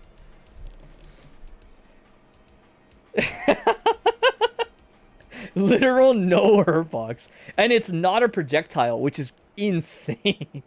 The fact that this is a physical hit is a big deal. Because it means it'll go through projectiles and hit you. Look at the hitbox on that shit, dude. Dude, nobody... Look at how good some of Biken's hitboxes are, dude. Nobody talks about... Look at some of her hitboxes. Look at 6H's. Like, you guys can see the moment, the couple frames it flashes on the top. Like, look at that shit. Look at that hitbox. Some of Biken's hitboxes are crazy. Far slash is disjointed. Like, look at that shit. Nobody talks about Biken's hitboxes, but she's got, like, she's stubby, on some of her normals, but like, bro, this might be one of the tamest hitboxes she has, but it low profiles, so it goes under pokes. 2D is okay. 2D is actually like pretty balanced. 5K is fucked up. Like, this shit is Johnny 5K at home. Look at it. This shit is Johnny 5K at home. 5H, bro. Nobody talks about 5H. Look at this button. They really were like, well, it's a sword, man. they saw all her normals and were like, well, it's a sword. Come on, man. That shit doesn't have a hitbox on or hurtbox on it. I always talk about it because like she's actually really good at just like throwing disjoints in front of her. They don't go very far, but bro, like this is all disjointed. So like you do Benton and I do 5H here, like from here. We just don't interact. See? See? You far slash? Just clash? Like, shit's crazy. She's got some nasty ones on her, man. Like, bro. I don't remember if some of the other ones are crazy. All the other ones are pretty chill. 2S looks better than it is. This button always looks like, oh my god, it's so good. But like, the frame right before it, it actually extends quite a bit. Like, she actually extends a good bit before she does it. She also lingers on the recovery a couple frames. Like that, see? On her hurtbox. Yeah. Yozansen, I don't remember being, like, that busted, but we'll see. I can't do Yozansen on stick. Yozansen's not too crazy. It's just the fact that it's actually 360 that's usually, like, what's funny about it. Wait, really? There it is. There's some that are nasty. Like, certain frames like this on Yozansen are kind of fucked up. It's pretty nasty. It's just pretty disjointed. Yeah, I don't know. I think it's just that, like, the most egregious one is the... That's all hitbox, by the way. I've never understood why the actual claw is a hitbox. Like, or sorry, the chain. A lot of people might think it's just the claw, but it's not. You can use Kabari for tech buttons. Like, if you think somebody from a distance is gonna tech forward into you, you can still use H Kabari because they're gonna land into the active frames of it. Bionic arm? How could she ever lose? She's got a bionic arm. But I love talking about it because it's just like, there's no way, man. There's no way some of her hurtboxes are so crazy. Privileged to be able to punish it? Nobody punishes it. You low-key hate Biken and Shrive, but you haven't seen Exert Biken? She is way better than Shrive Biken. Soul can force a clash. I think it's funny that JP is like unfuckwittable from Soul. Oh, whoops. You know Venom actually has some pretty good hitboxes on him too. It just doesn't really matter. But Venom's actually got some pretty nasty hitboxes on his buttons. It just doesn't matter because they don't lead to much. But like, if you guys ever looked at like far slash on him, look at this button. Look at this button, dude.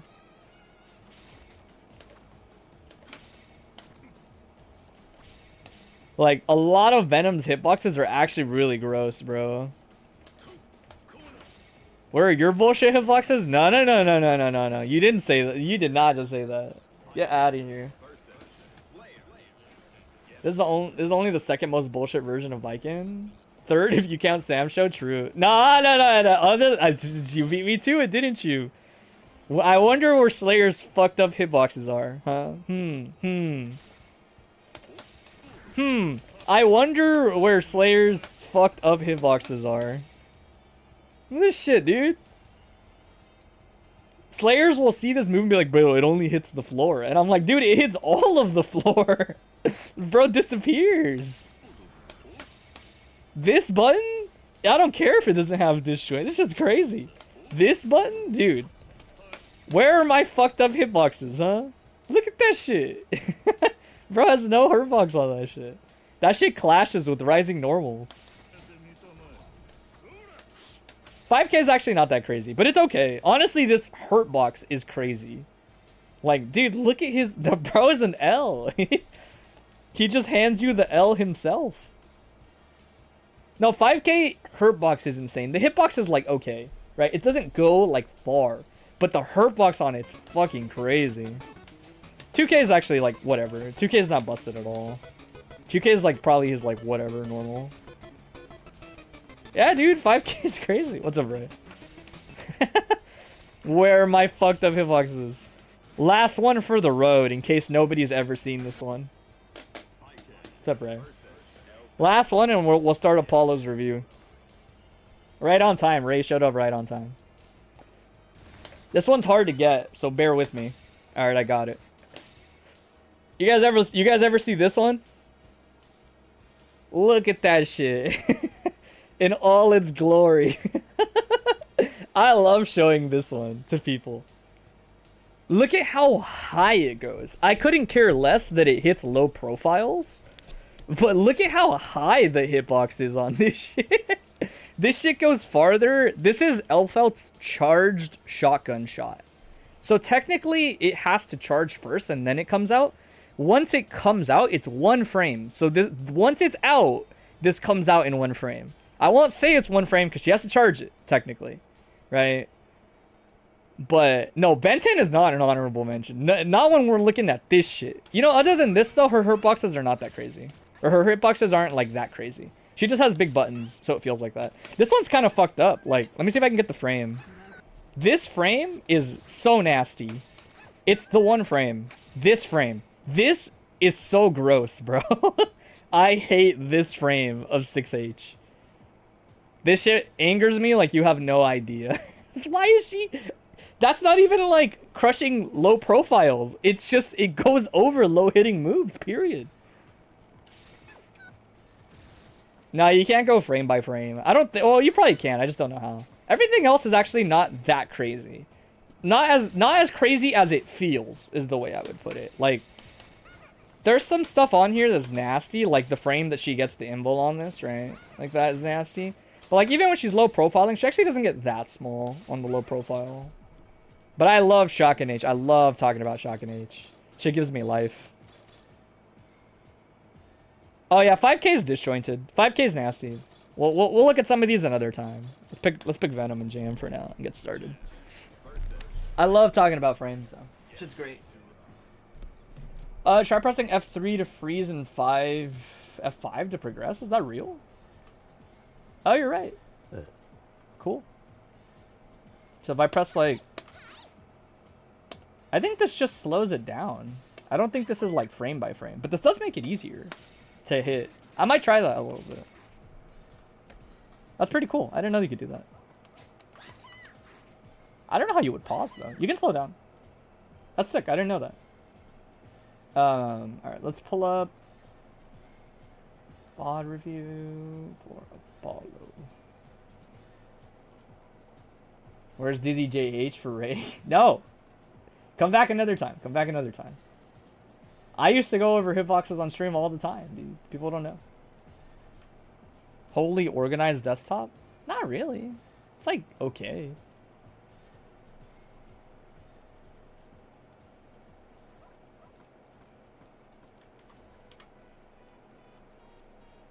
We'll skip ahead. I love skipping to like the middle of these. I feel like it's more productive. Probably got it wrong because the camera is similar button scheme made by the same person. Ah, I see. Get a like round start, pawn. It makes you money. It's made him money for sure, among other things, is the way I would put it. Let's take a look. Decision making neutral outside of far/slash range, i.e. navigating balls. Okay. We'll watch, we usually watch like maybe 5 or 10 minutes of this. It's on the side. You work to make money? Same.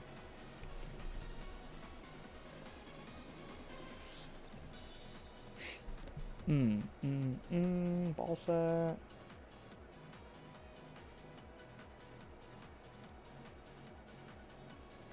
Oh, it should be F3. Oh, I pressed F4. My bad. I'll do F3 next time.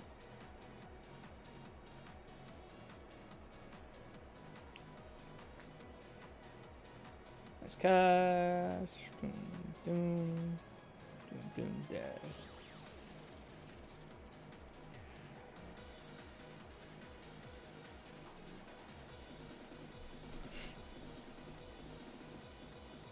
Nice.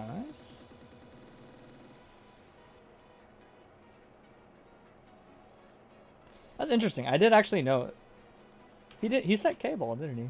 What ball was that? Oh, he does PK formation, so he gets the high ball. That's interesting. I think that's PK formation, and he gets the high ball. That's kind of cool, actually.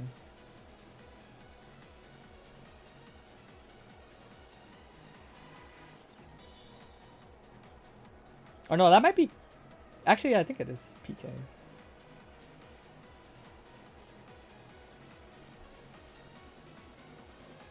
Yeah, it is. Interesting. Alright. Apollo at his finest? Damn, recharging the gun is such a vibe. Let's check.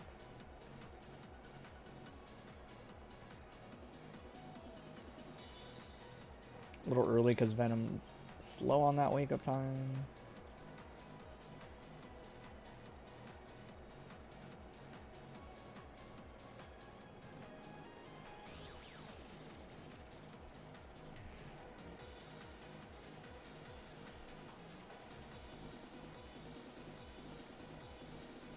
That's run up.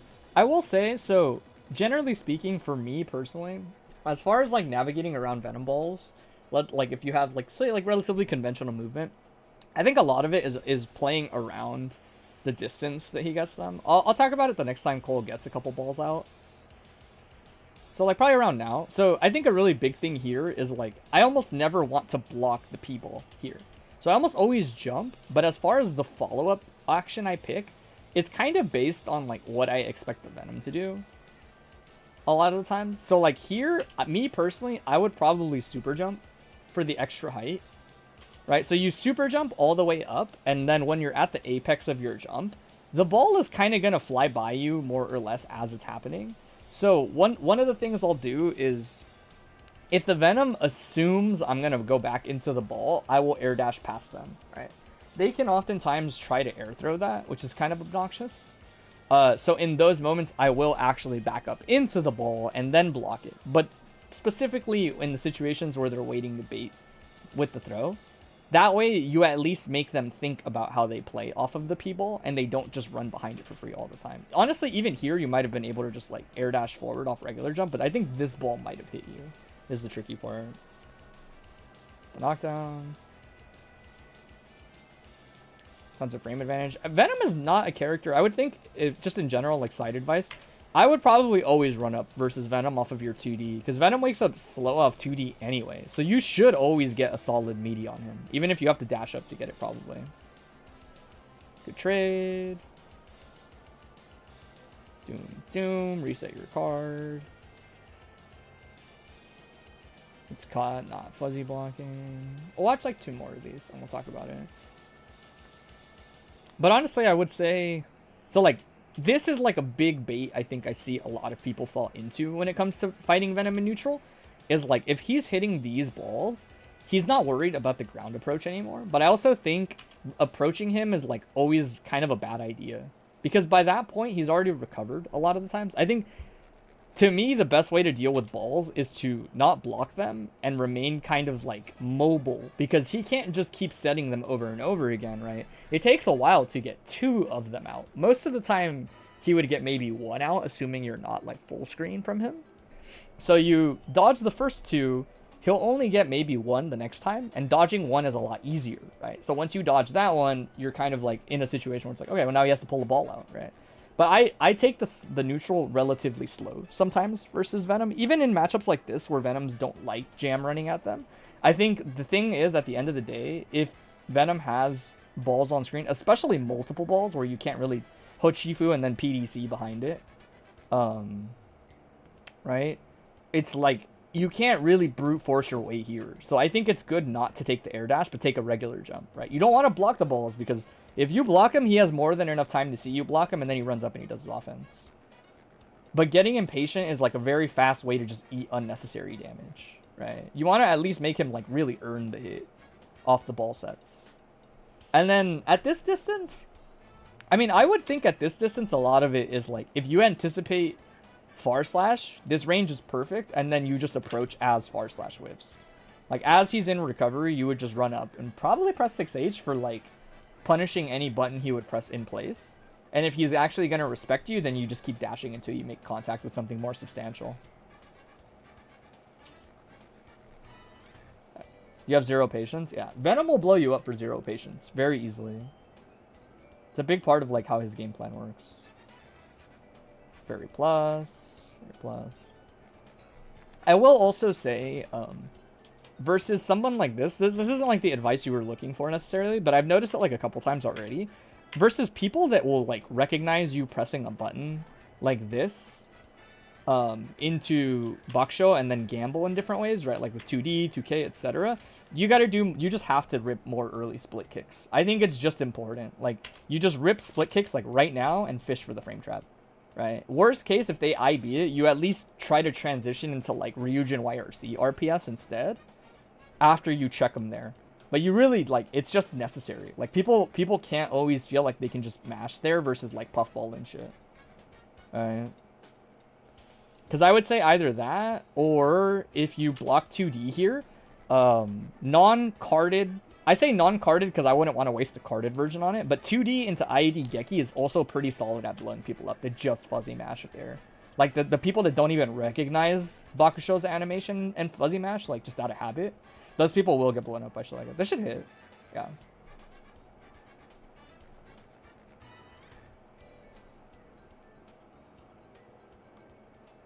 What knockdown is this? I think this is face up, right? Oh, it's face down? That's actually pretty good for you here. Face down means you could backdash and still get Oki. You can backdash and then dash up, and Venom would still not have woken up. That's interesting. Normally, face down would be bad in most cases. Alright, so I'll also talk a little bit about... Talk about this. Well, actually, let's finish watching. Let's watch this and one more, and then we'll talk about some other stuff. Because I've been pausing a lot already. Dark Angel, Schmeeks time. Nice IB.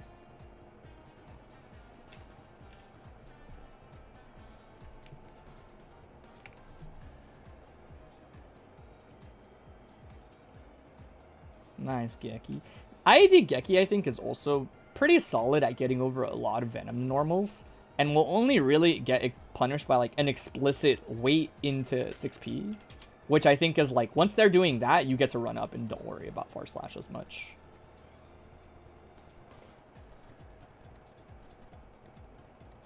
Talk about the Q5 thing a little bit, too. I would have backdashed there. Well, honestly, 6H might work, too. We'll test some stuff after this. There's some things I'm curious about. Ryujin doesn't find its mark. This is going to push you to the corner. Oh, that might have honestly been better. Well, until now. Chipp is a factor. Yeah, watch one more. What's his option at round start? Dash forward JP is kind of nuts that works. Nice air dash back. Nice movement.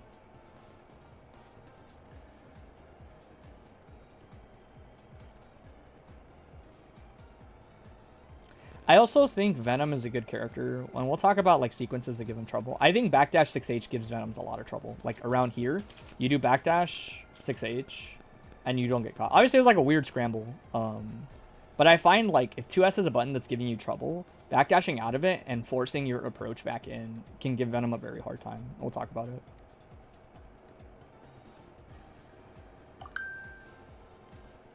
There's that split kicks. That's exactly why he died. Right, fuzzy mash on the Bakusho, and you get split kicked. Right, and then it just is tough if you don't already have the Geki card to pay out better.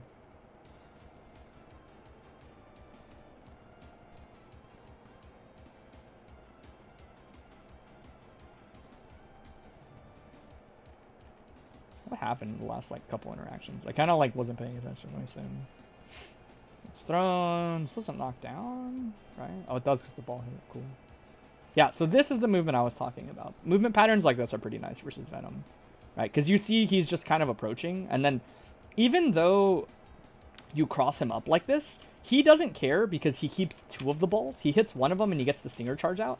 But if you notice, even after this situation, Cole only has 1 ball now, right?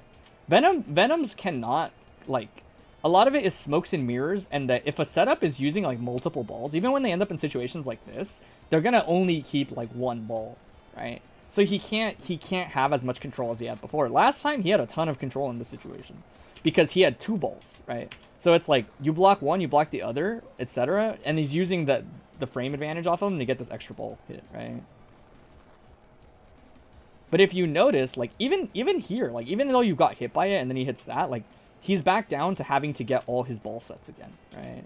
A lot of, in my opinion, like, for a lot of characters, navigating around Venom's, like, neutral with his balls is understanding, like, when he's finally got too many of them or, like, 1 of them out, you just kind of have to play around it and respect it a bit, but stay mobile enough that you still have the potential to catch him setting future balls, right?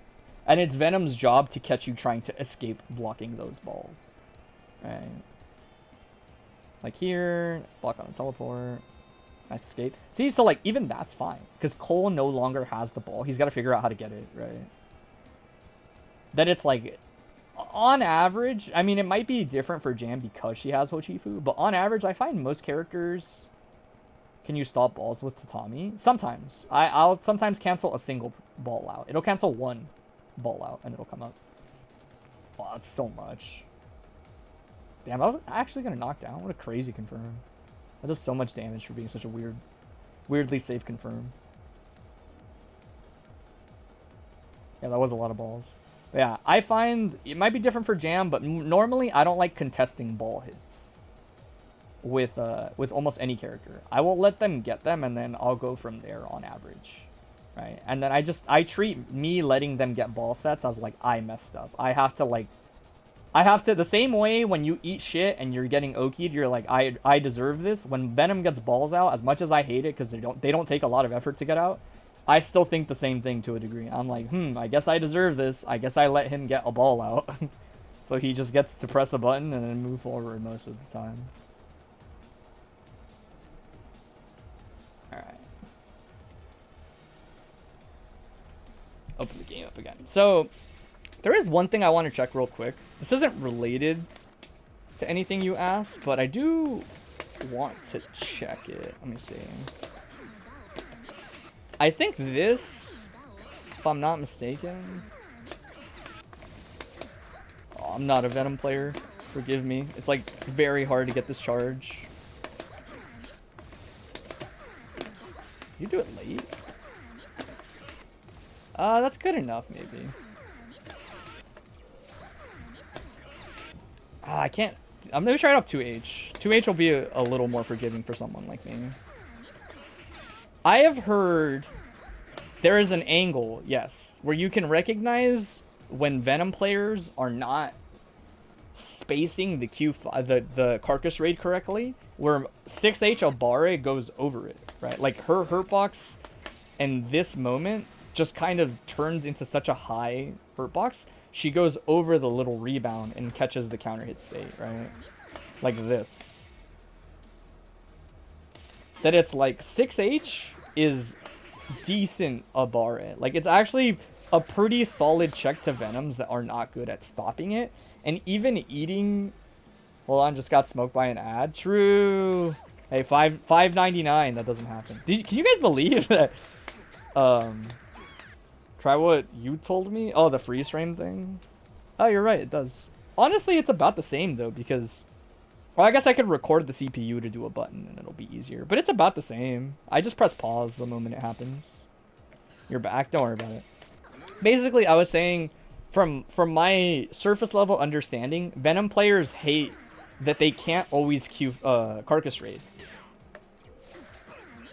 Because 6H will check them in a lot of the spacings where Carcass Raid would be like relatively safe versus a lot of other people. This will check them. And they can stop you from mashing that. It's not like they're incapable of stopping you. But they have to Q5, I think, which most Venoms don't prefer because Q5 is minus, right? But like if you were to say mash 6H here, you'll get hit into like a small combo. Usually not that big of a combo.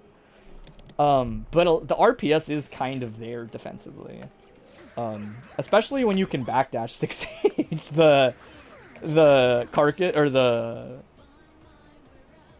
That's why you don't tend to 6H there. I don't think that's reason enough necessarily. I think you should maybe just learn to introduce some other RPS instead. Like you could even do Hochifu PDC is probably good like that. See, right? My point is like if you have a pretty good read on. Damn, that's a really late PDC. If you have a pretty solid read on what the Venom player might do, you have some pretty solid RPS options to really like send it on if you want to do that, right? Like I said, I wouldn't worry about it too much because it's not a stable game plan to always do it. But you should really consider, especially versus Venoms that are being way too predictable on the situations they don't want to deal with. Even this, honestly, is like... Let me see if I can get it. I thought you could wire sleep this. I think I'm off on the timing. Yeah. Even that is, like, not bad. But I would say it's worth remembering on top of the fact that you can just do what other people do. Like, if people are Q5ing, you can just jump. Some characters, you can just jump out of Q5s like this. You can just jump out. Or jump forward. But jump forward tends to get caught depending on if you eye beat or not on the hit. But even this, right, like, pretty susceptible to backdash, and you have a great normal to check with afterwards in the form of 6H. Right, and he's like, fuck, man, my ball's over there. Like, I was really hoping my ball would be closer. I want to check something. I think he was doing PK formation. Was this it? No, it wasn't. Was he really doing KP? Is that what it was? Let's see. Damn, what formation was he doing? Give me a second. I want to see if I can find it real quick.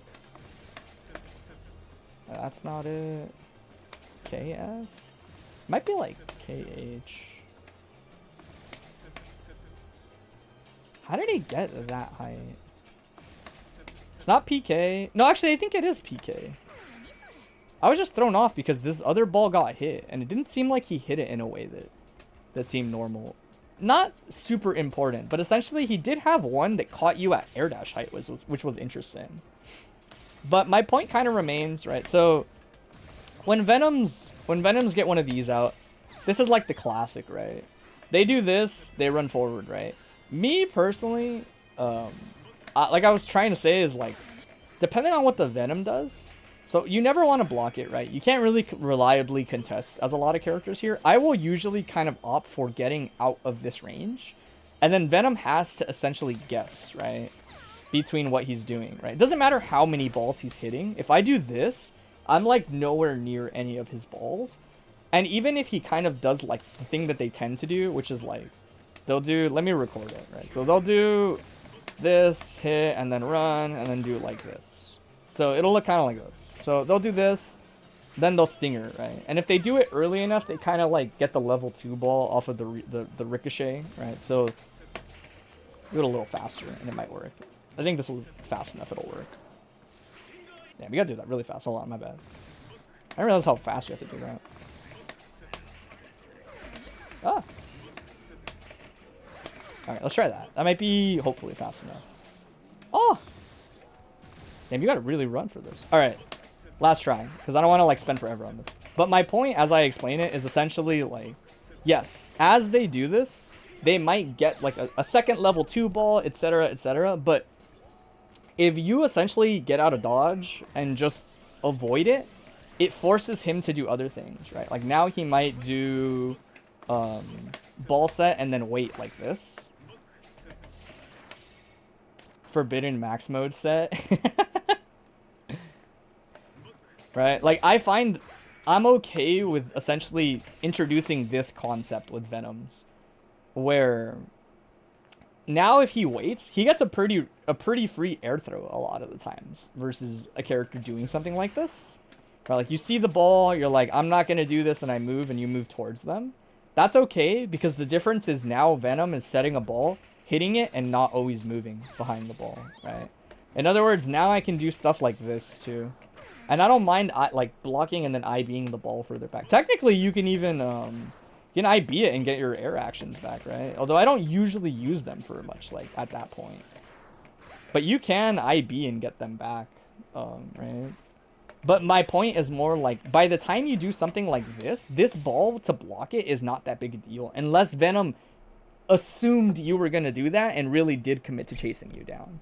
But does that kind of make sense in terms of... The idea is instead of Venom getting to do this, right? Instead of Venom getting a ton of control all the time and forcing you to do things like this and get 6P'd, or forcing you to run into a ball hit if they do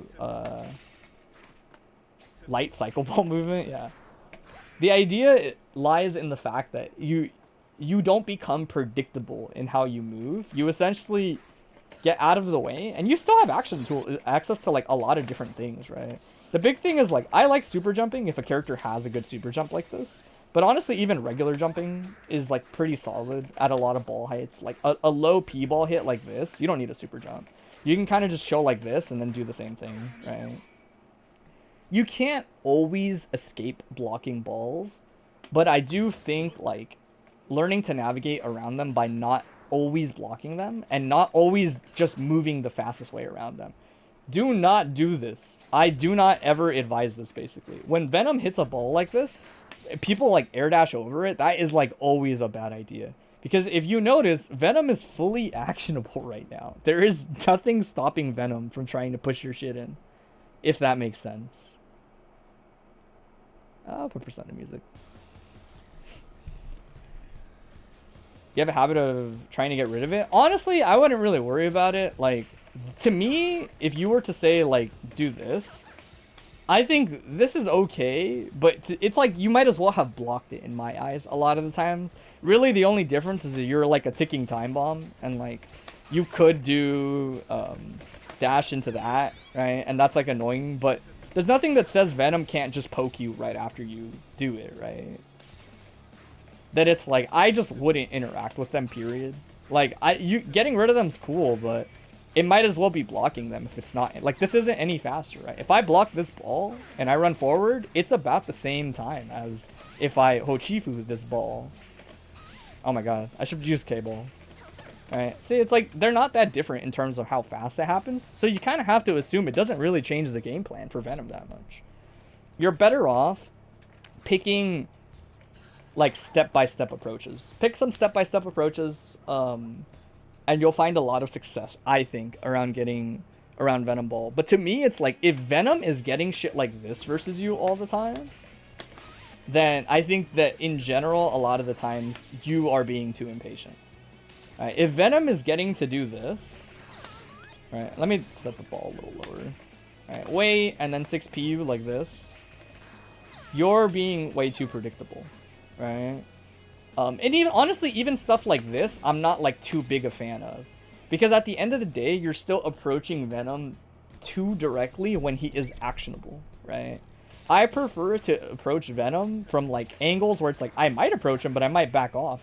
Right, but the ball is gone. Venom, even if he decides I'm going to set a ball now, dash 6H is going to cook that ass if he does that, right? That's what's scary about it. And Venom, if you do something like this, can't just assume that you wouldn't do a late air dash, if that makes sense. Like, there's nothing that says you can't air dash in this situation. So he went from, like, having a ton of control to now he kind of has to guess a little bit, right? It's not a just do this type of thing. But the idea is, like, if I do this, and he sets a ball, he has to think about it, right? You don't think 6H is that scary, IMO? Well, I was also going to talk about Apollo wasn't that good at using split kicks as an actual frame trap. I think split kicks as an actual frame trap shuts down a lot of Venoms that are used to, like, blocking it and then doing, like, fuzzy 2K. Split kicks just kind of eats that shit alive, and if they got a Geki card, you're going to eat shit for challenging split kicks like that. Challenging split kicks and getting actually hit by it in that situation is fucking rough. And then getting scared off of immediate mash means that you're back to square one and you have to deal with puffball again. Right? I know what you mean, but I think a lot of it is that Apollo and some other jams aren't comfortable enough ripping split kicks to punish fuzzy mashing whenever you can. Right? I think it's just, she wins the risk reward here a lot more than Venom on average. But it's tempting to always want to do Puffball, and it's like, yeah, if you do Puffball all the time, the Venom will mash Fuzzy 2K versus you, right? It'll always, like, play out like this, right? That is, like, as far as neutral goes. I was also going to say, if you're struggling with 2S, in my opinion, I would air dash back. I would backdash and pick a grounded or an aerial approach, one or the other. It's not perfect by any means, but let's say Venoms just like to push you to here, recognize patterns in your pressure, and then check with this button, right? 2S is not great in the sense that, yeah, like, a good 6H just beats it anyway. But if you're not comfortable, it can get very annoying. But I would say, like, even in situations when you get kind of, like, checked, or you do this can get very obnoxious, right? I'll flip the rules real quick and I'll talk about it. Venom, because that's gonna happen basically as the Venom player is whiffing 2S. You won't punish them for it, but if they're just fuzzy 2S'ing their heart out, like, whoops, right, like something like this, they'll do this and then they'll go, oh shit, right? And, like, I find most Venoms won't react in time for this, but even if they did, honestly, you might actually just be able to do it right away, actually. Like this, right? And so you'll just punish them with an air approach, right? And it's like, oh, you want to wait on the ground? That's fine, too. I can do backdash 6H. I know, here, you must be here late. If you were here, like, 2 minutes ago, you would have heard me say those exact words. But 2S is still a Venom execution test in general. Right? Like, they'll do it in any matchup if you have yet to show that it's a good button. Or it's not a good button in the matchup. But does this make sense in terms of, if you're ever struggling with 2S, I find that, like, baiting it by making them whiff it and have to restart blocking all over again is a big deal, right? And then I usually just think it's about pattern recognition with the Venom's defense. Right? As long as you're recognizing how and when they want to RPS with you, on average, Jam wins reward-wise. And it doesn't feel good for Venom because of that, right? Like, yes, if they do this and they block this, let's pretend they do it, like, instantly, like that, and they get to block. Damn, that's an actual punish. Feels bad. There we go. Most Venoms are going to immediately think, okay, I blocked 6H. It's time to, like, fuzzy mash 2K. But if you win the RPS on the fuzzy mash, dude is just dead. Like, he's just dead, right? I think it's hard because some Venoms get better at recognizing the situations faster than Jams in stuff like this. And so Jams will autopilot this into that, and then they'll get stuffed by 2K. And it's like, no, you should have been more locked into it. You think the best part about Jam's risk reward versus Venom is her insane meter gain? Absolutely. She doesn't need meter for anything she does versus him, essentially. So is what you say viable in any way? Cancel the first ball and destroy second if you do it. P follow-up destroys projectiles. I wouldn't do that. I don't think being a sitting duck is good versus Venom, period, in neutral. That's just my 2 cents. There's literally 2 Venom players in here, but, like, if she's just doing this in place, even if it's getting rid of the balls, I don't think I care. Like, yeah, it's like too much recovery. It's not a big hitbox. I can't imagine moving around the ball isn't just better for a character like Jam. But yeah, those are, like, surface level thoughts. I don't know if Apollo, if you have any questions besides that, or, like, a specific thing that you're like, I feel like I end up in this situation and I'm struggling versus Venom and, like, I'm not identifying what's supposed to make it difficult for Venom, you know?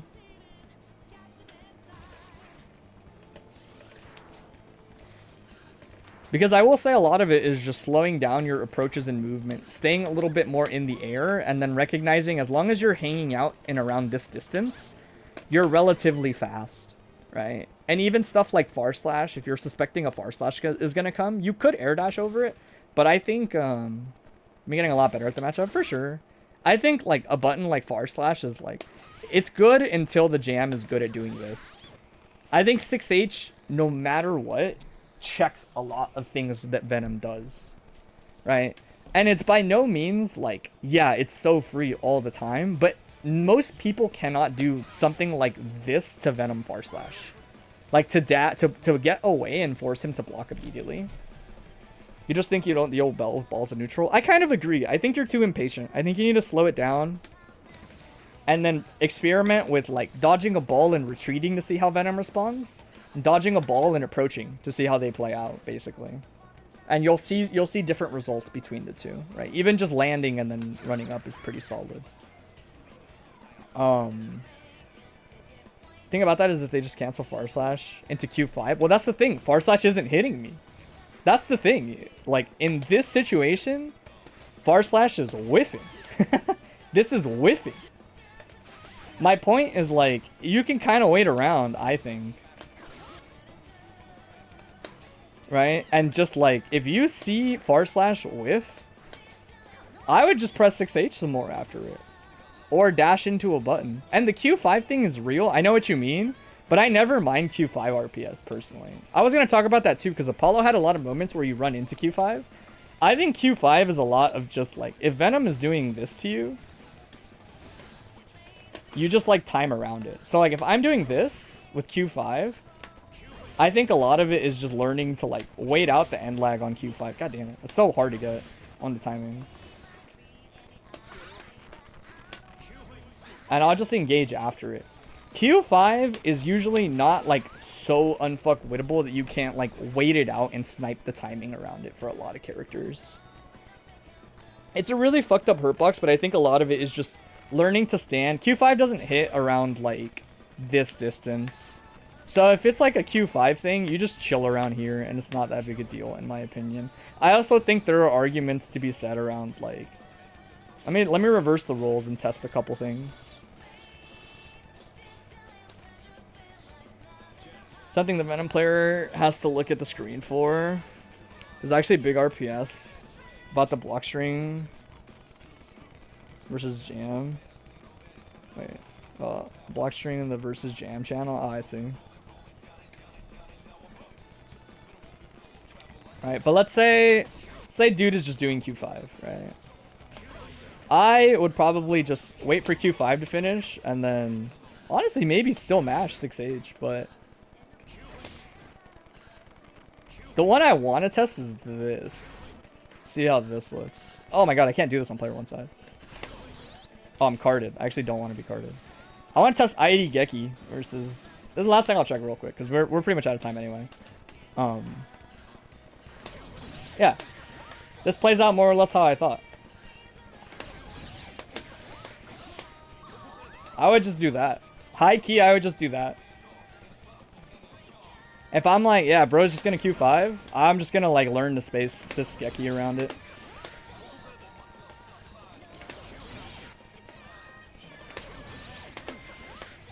You can hold Q5 a bit. I mean, that just changes the RPS we're playing. If you're holding Q5, then I would probably just IAD you instead. Again, there's no like one size fits all, but let's say like you hold Q5 or whatever.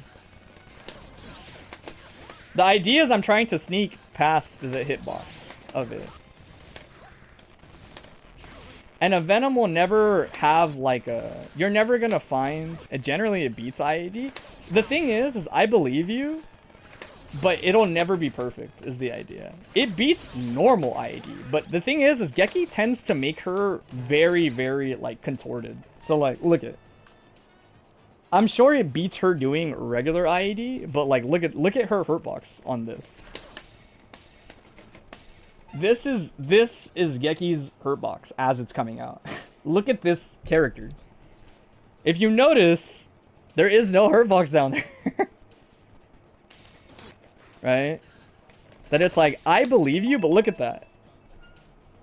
Look at that specific frame, you know?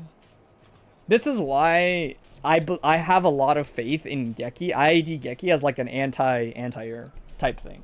Where it's like, normally a lot of IAD buttons would have a hurtbox low enough to get hit by that shit. But not this. And the trade to me is like, that's not that bad in the sense that it's just like, it's not great, but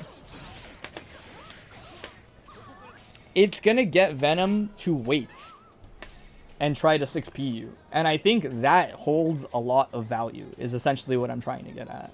ultimately that's like what my take on it is it's like you have to make Venom feel like I have to 6p this character, and in order to 6p you, they have to wait to look at you and see you leave the floor, right? That it's like, yeah, I'm sure you can just 6p IAD Geki if you wait and see it coming, but I bet you can't do a lot of the other things on the ground that you would normally want to do if you committed to that. Is essentially what I'm trying to get at. There is RPS, bro. By us. Play slower in neutral. I think you'll get some results out of it. I think you'll get some more responses out of it. His bus is showing up. Any chance you can swallow my slime back? Do we have a late slot? Appreciate it. Yeah, anytime, man. Hopefully it explains a little bit of slowing the pacing down and understanding how to adjust your RPS to still come out on top on average versus Venom. Just make your hits count more, basically. Current ETA is like 445.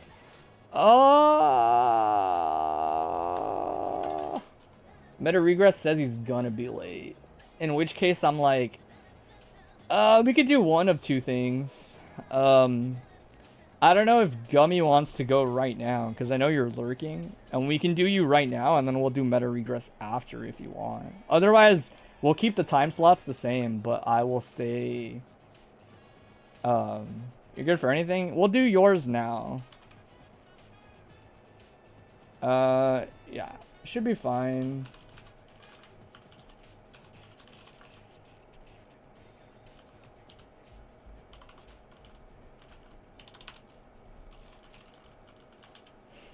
That's cool. I stayed here so you can learn a bit too since you sub jam. Cool.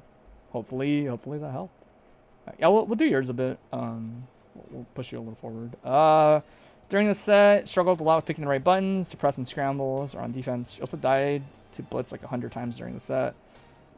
Definitely things you felt Kai was doing that you shouldn't be losing to, but you can't exactly identify what.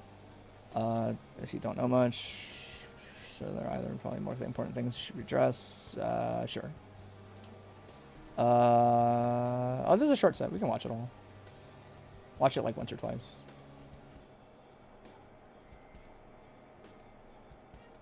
Damn, it's hot in my room. Is Drama off jam forever now? No, he was literally just playing jam like 2 days ago.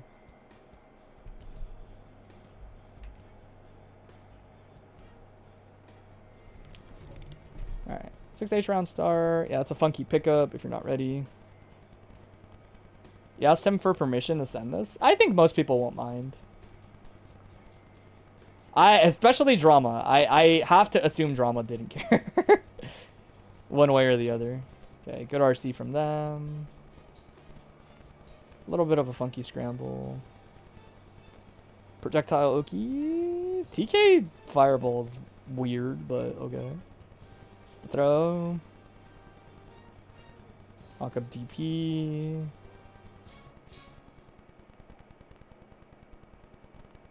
It's a little high up. A little far, yeah. Gets hit by the meaty. Projectile Oki. Oh, that was nice. Very dangerous to do because if they don't get hit, you get kind of smoked by the fireball after, but it does work out in that instance. I like P-set. Good card toss. Nice. You'll get a whole pickup off of this. That is like a good habit to usually form, especially versus like slower characters for stuff like that. Okay. Get some scrolls out. 6P. 6P is good. Projectile Oki into plus frames. Good block.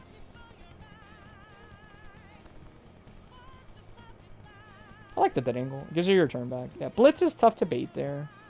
We'll talk about something specific in this matchup that can help a bit. It doesn't stop you from having to deal with RPS, but it does force the Kai to commit in a different way. And we'll talk about that a little bit.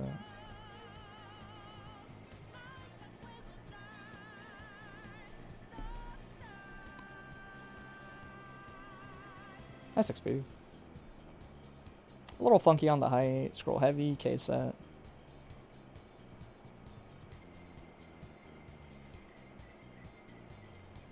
It's tricky. Yeah, it's caught.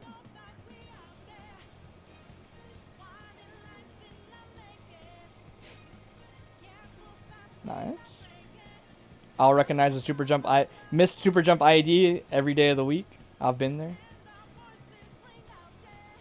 Yeah, right idea. Just a little like tricky on the spacing. Right here, it was just a little off. I think that the punch might have been a little early. It might have been what it is. Normally this does work. If you crouch here and yeah, the punch was a little early. You can do it a little later than that, actually. That's how forgiving that timing is. Nice card toss. Nice anti-air. Get our knockdown. Even the card is there too. That's a punish. Resho moment.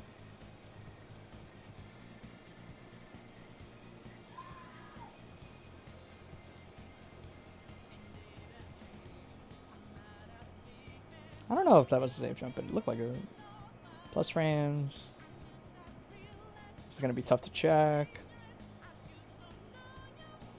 Yeah, it's called out. I think that was it, right?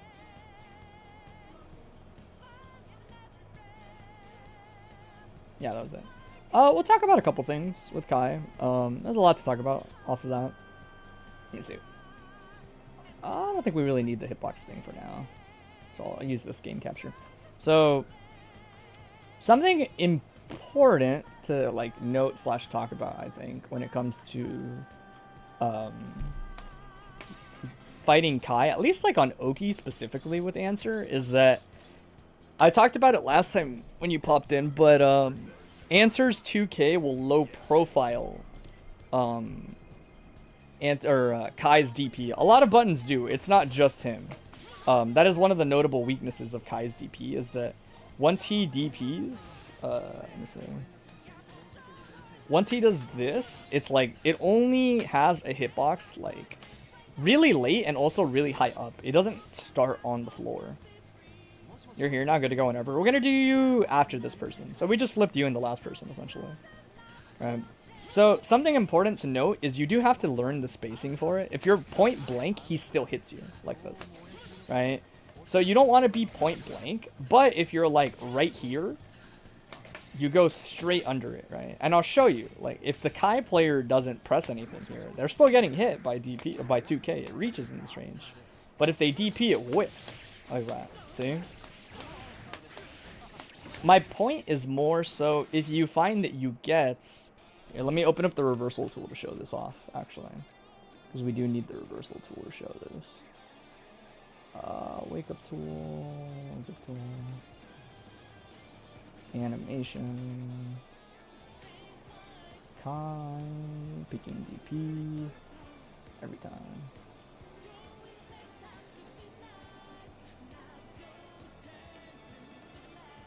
Alright, so let me see if I set this up right. DP? Alright, cool. So if you hit a BNB, for example, right? So let's say you do this. You do your ender like this. And you space the 2K like that. You kind of space your 2K a little further out. Kai's DP will miss entirely, meaning he can't Roman cancel it. It didn't make contact.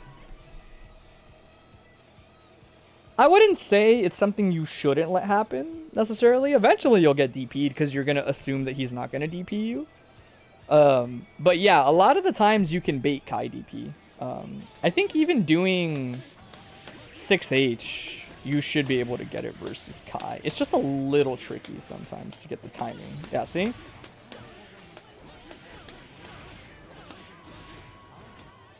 So I wouldn't worry about it too much. Really, my point is I'm going to tack it onto, if you're struggling with Blitz, let's say like when you're running your Okazeme, for example, because it came up like once or twice, right? Let's say you're struggling with Blitz because they always Blitz right here. We'll set the CPU to do like reversal Blitz instead real quick so I show it.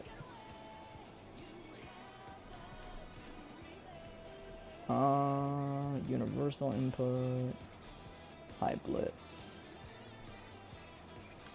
Alright, we'll talk about it. So, let's say you're doing something like this. Bum, bum, bum, get the hit. And they're blitzing you, right? And if you do 6H into the cling correctly, it baits DP. If you do 2K, it baits DP, right? So the DP you're not necessarily too worried about, but blitz can get annoying depending on how you're baiting DP. But the reason I bring up the 2K thing is you don't have to worry about DP when you do 2K. You will also bait blitzes because you're starting low instead, right? People are guessing in advance when they pick those options versus you. They're not reacting to anything besides the fact that they're about to get Oki'd. So you can do stuff like this to them, right?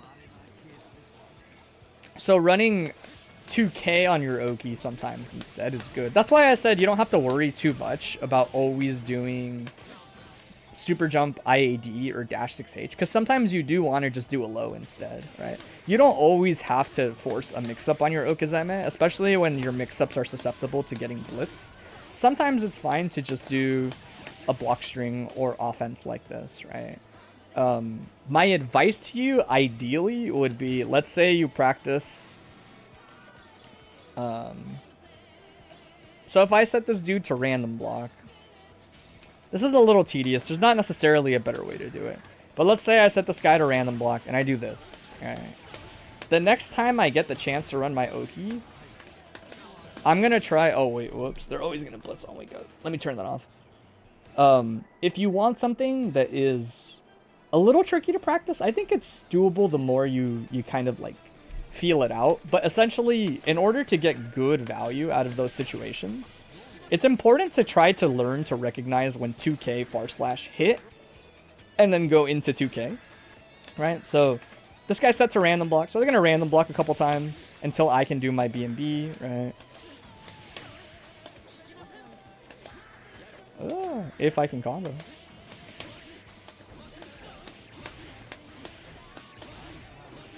And now, if I get the hit, I'm going to go into my sweep and try to get more scrolls like that. And scrolls are basically never a bad thing. You always want more. Even if you set the K scrolls again, that's fine. The reason you do the low, the 2K, is just so that people don't always get to blitz you. Most of the time, you do 6H into the scroll dash. It's generally speaking pretty good for Answer to opt for that. It takes a while for people to get experienced enough to check you for doing that all the time. Same with like the 50-50 stuff. But eventually people do kind of blitz you, and you want to ideally get comfortable hit confirming, right? So you do your combo, you knock them down, and if they block, you try to do something like 2K into close slash or far slash, depending on how far you are, right? So like, if you get far slash, it'll look like that. If you get the hit, then you sweep them, right? And you can practice this with the CPU, just by setting them to random block, right? So if this hits, I'll go into sweep. If it doesn't, I'll just like reset or do a block string, right? But this kind of hit confirm practice is nice, because this will help you over time avoid doing Resho. Resho is okay, I think, at the beginning, because it's really hard to feel comfortable ending with anything else on Answer's block strings. Card is better, but it's not as straightforward to play off of the card set. If the 2K is spaced, they can't throw you even if you miss the meaty. Yeah. Yeah. As long as the 2K is spaced out, which you kind of do anyway versus Kai, so that he doesn't get to DP you as much, then they won't throw you. Generally, from around here, if you 2K, Kai DP won't hit you, and you're not in throw range, so you're good. If you look really closely on like the, let me see, on like monitor capture, if I'm not mistaken, I think the yellow boxes are where you get thrown. So you can be like pretty close and not get thrown. You have to be like around here to start getting thrown, essentially. Right, but once you're like here, when the yellow boxes are kind of like still a little further out, you still can't get thrown. But I would say, really my takeaway is, the reason Resho is tricky is because when you do this, you're dead even. You're 0 on hit. If they're crouching, you're +1, which is a little better. But on standing hit, you're even, which means that if they do a DP, as some characters, if they blitz you, if they do a super, even when you press the button, you might lose, right? You're not actually in advantage on Resho, which is a big part of why I try not to do it personally, because you would have to guess right here. Resho is neat because you can obviously command grab reset people if they pick, say, like Blitz, for example. Like they Blitz there, you can command grab them, right? But you could also be wrong, right? That in order to sort of like wean yourself off of doing so much Resho, in my opinion, the way to solve that is to try to get a little comfier hit confirming before you press 5H. The reason Resho is such a like common habit for answer players at the start is because 5H doesn't go into knockdowns anymore. It only goes into special cancels or jumps, right? So it's very tempting to go, oh, I reached 5H, I'll just do Resho, right? That's a big part of it, right? So if you get a hit like this and you accidentally do this, Resho just kind of ends up being the thing that you go into normally, right? Where if you were to, say, practice a little bit of hit confirming with random block like this, and you say run up and you do this, if it hits them, then you go to sweep. If it doesn't, then a lot of the times you just press 2S instead, like that. And it'll give you some more pressure options, like that. All right. And it's as simple as that. Once you get into the habit of it, and honestly, if I'm being real, like let's say even if they block it and you didn't recognize and you do this, it's actually not that bad to do 2D into set, even if you do it from like kind of close like this, because scroll sets are never counter hit state. So if you're not counter hit state, the punish won't be that bad anyway, even if a lot of characters bash versus you there. You might get hit, which sucks, but it's not actually as bad as you might think. Did 2D Resho work as a reset? Not really. What's up, Panda? Because Resho doesn't have enough untech time, and 2D puts them airborne, so people can actually air tech off of it like that, see? And it never really feels that good. I would never do this on purpose. Answer doesn't really get much out of it. Even if they did tech forward, it wouldn't really be worth it, in my opinion, to do it. You would always, if you were gonna sweep and you can recognize the hit, you would always want to get scrolls instead, basically. Damn, that's a really far interaction box. That's crazy. You can practice a lot with this. Yeah, I think this is very solid. Because essentially, the reason I mention it is I'll show it a little bit, right? So this situation is going to come up anytime you're pressing a button versus somebody, most likely after you just did a combo, right? So let's say you did this, right? Set them to not block, right? So let's say you did this, and you run up and you do ooh doom. Let's see. It's been a while since I did this route. Let's say you do this. Oh.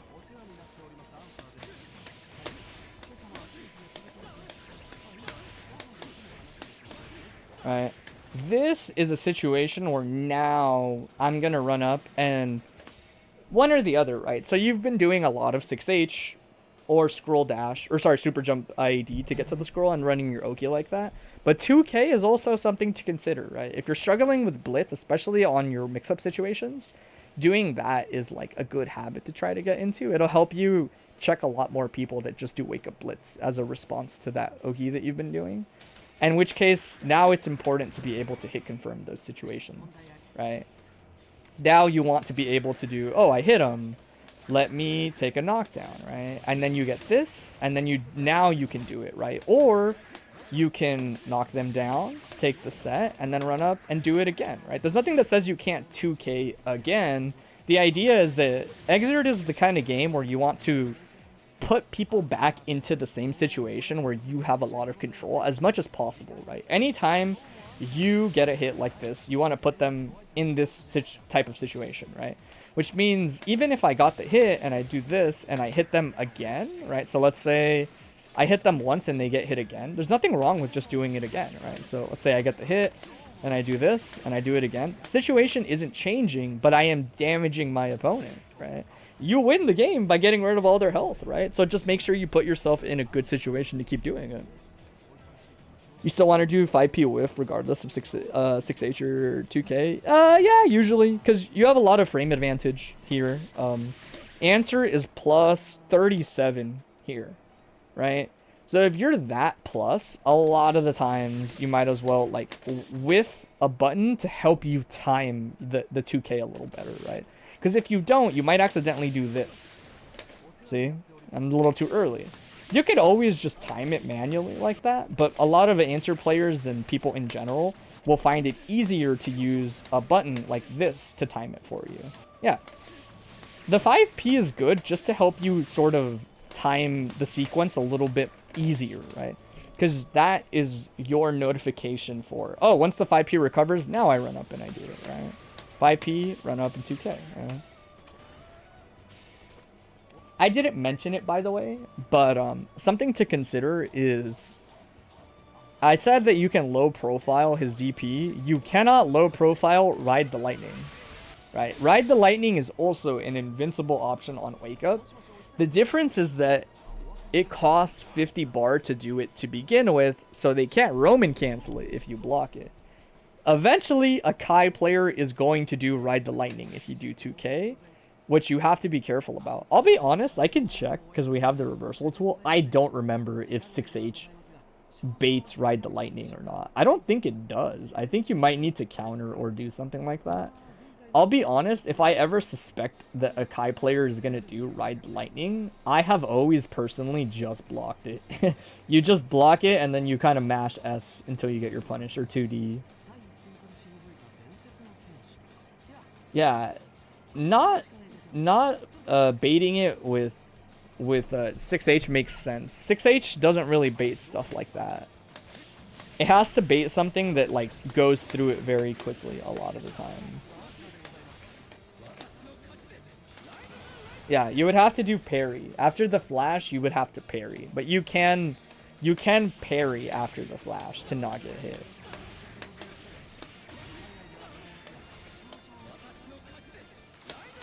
So basically, as soon as I see the flash and it does the cinematic, I'm just going to mash punch.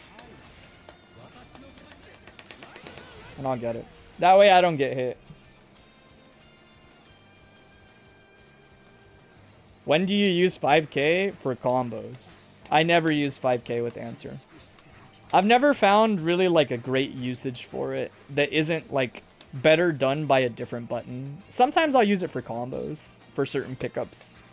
But it's mostly a combo fodder normal. I used to think about doing my throw option select with 5K. Because, for example, if I switch these two characters, 5K hits a little bit higher than other normals, so it can catch people trying to jump out of your throw. But I kind of like stopped doing it. Oh, actually, wait, you can't. I forgot you can't do that because 6K overrides it. Yeah, so there's not really like a reason to. If there was no 6K input, then it would be nice to do this. Right? If you're gonna run up and throw somebody, then if you got 5K there, it would be nice, because it would essentially look like this, and they would like jump into it. Right? Oh, I can't even time it. It would look kind of like this, where it's like they would jump like as it hits them like that. But you can't option select it, so it doesn't matter anyway. I mostly use it for combo fodder. If I get weird pickups or hits I don't expect, I'll press 5K. But it's usually inferior on average to 2K, because 5K doesn't hit here, but 2K does. Right? So usually as far as buttons go, you would rather press this button. They're the same speed. They're the same speed anyway. So it's like, there's not really a benefit to pressing this. Thumbtack has told me in the past he thinks there's some situations to use it. But it hasn't come up all that much, honestly. But yeah. I would say for now, hit confirming will help you get a little bit better at avoiding resho situations. As far as getting checked by blitz, it usually just means that you're probably running a little bit too many mids on your Oki, which means try running the 2K instead. And you'll usually have the distance and the space needed to use it if you're doing scroll heavy enders as your enders like that, right?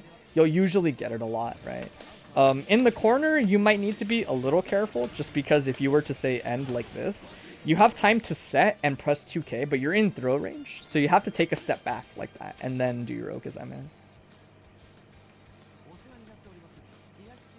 But is there any other questions that come to mind for you off the top of your head?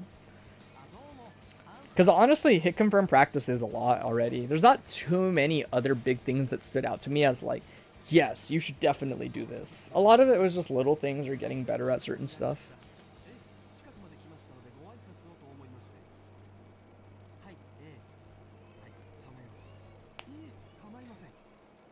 Go JD utility. Maybe at the end after I do Metaregress. We can talk about it.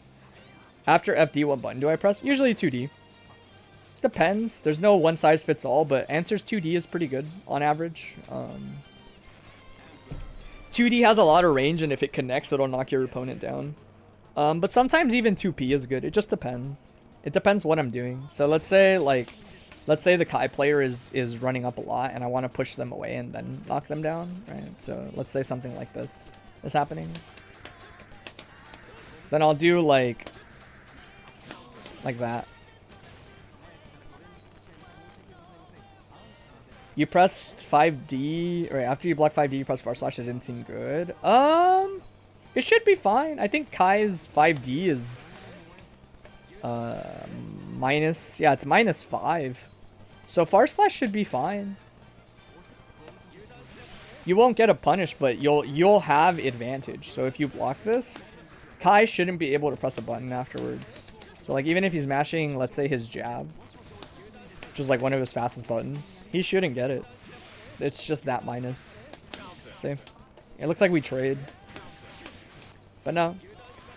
It's usually just a timing thing. You might have thought you were in block stun a little longer than you actually were. But pressing // should be fine. // so something important to kind of like know about answer eventually is that if it's not 2K and 5K, a lot of your normals are just 9-frame startup. They share the same startup on a lot of them. 5H is 9-frame startup, but obviously it has a little bit of travel time, so sometimes that's not always true. But generally speaking, this is 9 frames. This is 9 frames. This is 9 frames. This is 9 frames. Right? Answer actually has a lot of the same startup on a lot of his different pokes. Stuff like 2H is obviously slower and stuff like that, but you don't really use the normal as much. A lot of your grounded buttons are the same, and then 2S is 10 frames. That my point when I mention it is like a lot of the situations you press // or if you ever want to, you can also actually press 2D and it's probably fine because they share the same numbers. The only difference is that // goes slightly farther than 2D, right? 2D's max range is about here. It doesn't hit anymore. // will hit at this range. That's the biggest difference between the two. But what I press after block a lot of the times, let's say they're doing like a long block string like this, right? And I push them out. I'll usually press 2D like that. Because even if I'm wrong, it trades into sweeps a lot of the time. Right? And it reaches pretty far. And the reward is good on hit. See? I like 2D a lot if I'm pushing out with FD. And sometimes, like I said, if they're doing like block strings where they kind of like dash up a lot again. Let's say they do something like this. Like they're blocking and then they're doing it like after, like they're dashing after. I'll press 2P and then 2D. Usually 2P into 2D or just raw 2D are my usual like push into stuff. And then when people really push themselves out, so something like this for example, I can do that faster. Oh my god, I hate remembering the timing for this. It's like got a lot of end lag, but you can get the follow-up out like faster than you would think. All right, so there we go. Right, so stuff like this, card YRC is also okay. It's pretty good. It depends on the matchup, but card YRC is also a decent option out of block once people really push themselves far and end the block with the block string option that's minus on block. So characters like Raven, characters like Kai, characters like Axel sometimes.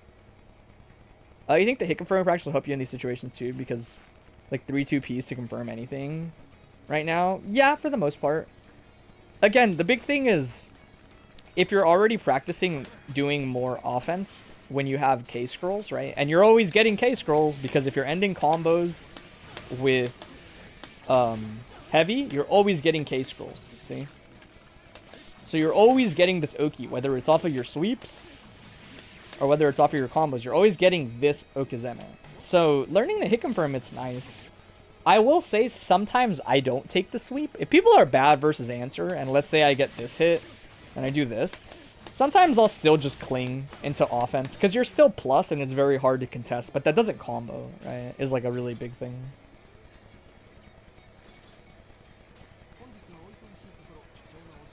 But yeah, I would say that's like most of it for now. You have time for like one more question if you have anything, but I think you have a lot to chew on if I'm being honest.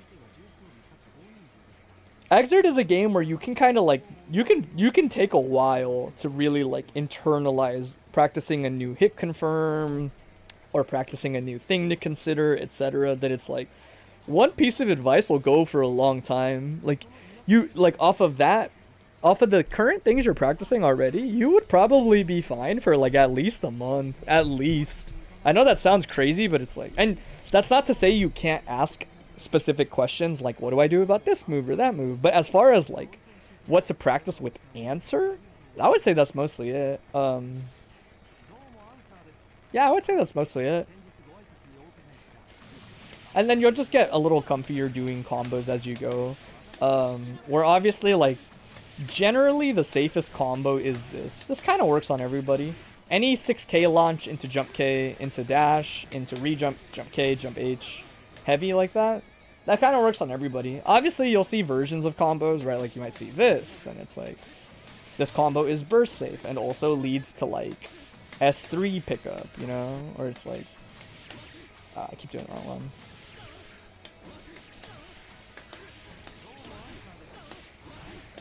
Right?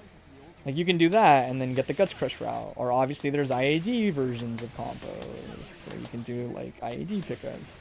But it's like, don't worry about it. Just stick with the one that works for now.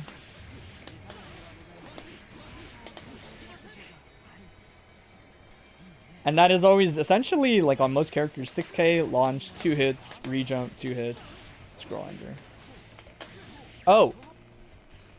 For real, last thing is one thing you can do to check a lot of options on Wake Up when you're doing this Okizeme off of K scrolls with any knockdown is if you do 2K, people can backdash it still, and some characters with DPs that aren't low profilable, like Kai's, like if you were to say fight Soul and you get this knockdown and you do run up 2K, his DP will hit you. The only reason it works versus Kai is because you can low profile Kai's DP. But other people's will hit you, right? If you're ever worried when running this Okizeme about what if they blitz, what if they backdash, what if they super, what if they DP, you do your frame kill and you throw card YRC like that. And card YRC will safely meaty them for you and give you the slowdown to react to whatever they pick, right? So when I'm fighting people that always RPS, I'll do stuff like that. So I'll show you, for example, with a couple of different reversal options. Where's the Wake Up tool? So let's have him pick DP. We'll go through a couple, right? So what if Kai picks DP and I throw heavy card, right? YRC. I'll do game capture. We don't need hurt boxes anymore. And they're a little like visually jarring for some people to see. So what if I knock him down and Kai does DP? It misses, and I have all day to see. See? You're like, huh? You actually even have more time. Right? I can whiff and then do it. See? See, he misses, and then I do my combo, right? What if Kai backdashes? Right? That's another option there. Clear the reversal. What if Kai? Where is it? Backdashes. Would you want to do this if they have 50 bar? I would say you want to do card YRC when you're kind of worried they might pick something, but you're too scared to commit. You're like, you know what? I mean, yeah, when they have 50 bar in general, I would say it's a pretty good idea. But if you ever kind of are like, you know what? I don't feel like this guy's going to block.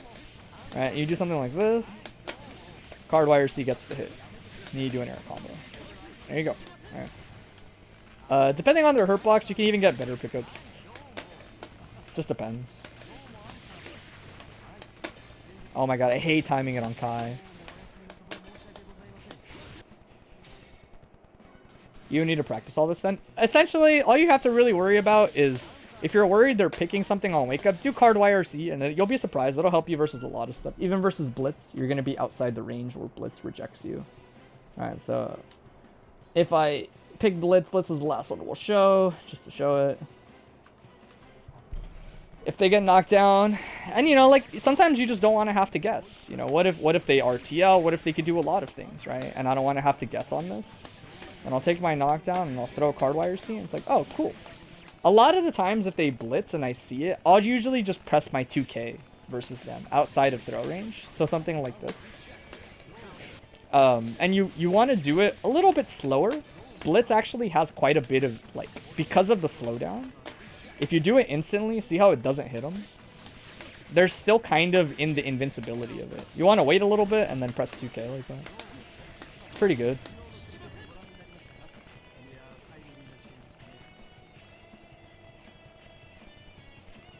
That's kind of like the last thing I would say. Alright.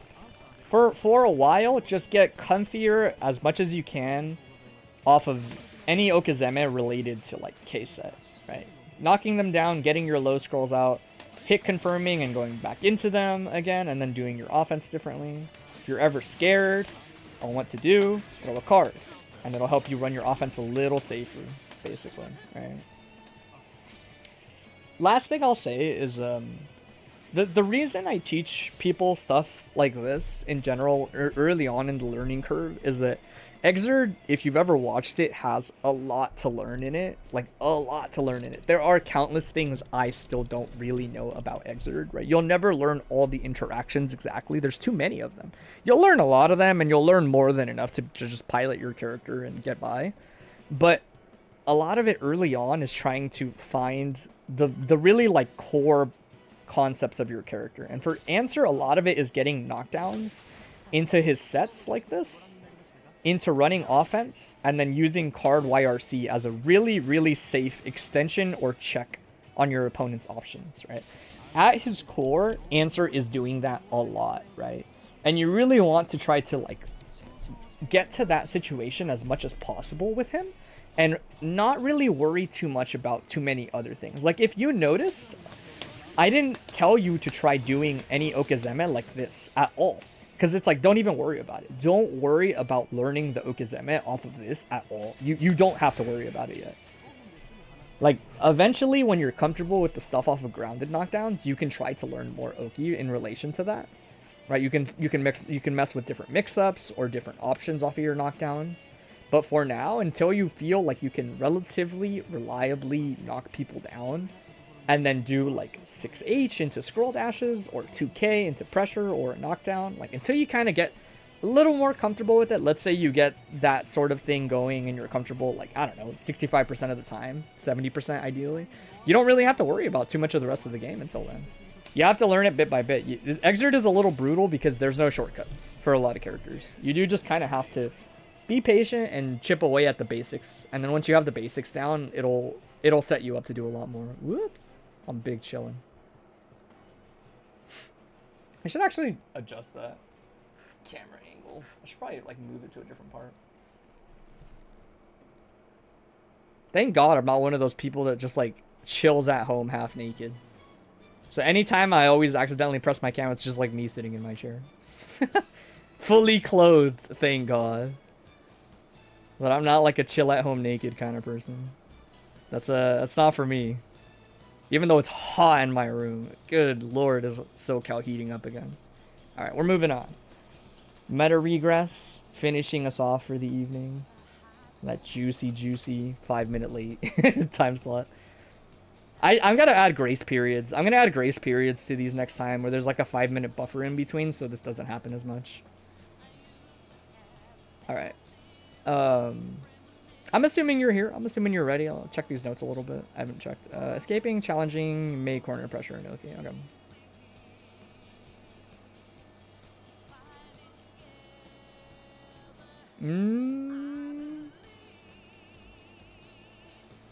Interesting.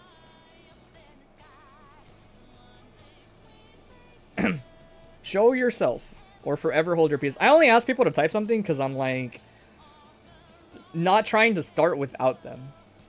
You know, I would prefer. I'm assuming people are here usually around their time slot, but I'm not gonna talk before I see people.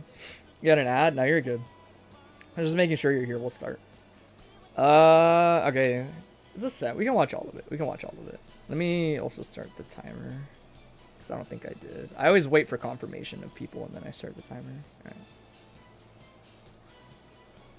Oh, whoops. I hate doing that. Escaping corner pressure and Oki. You got rolled, so it's a short set. It happens. Okay, nice hit. The knockdown. Yeah, it's tough if you're not going to meaty May. Big hit again. Get the knockdown. Nice bite. A little bit of a scramble. Probably miss BDC. Nice block. This is spooky.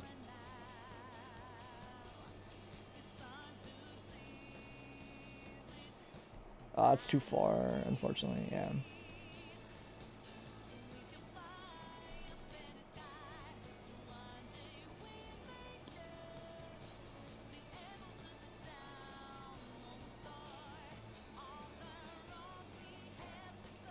Another weird rejump moment for them. I think they were expecting you to jump out. Catches the forward dash.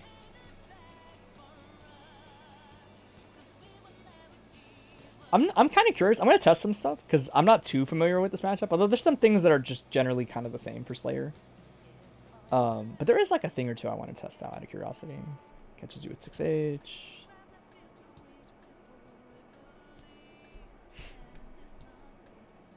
Nice catch.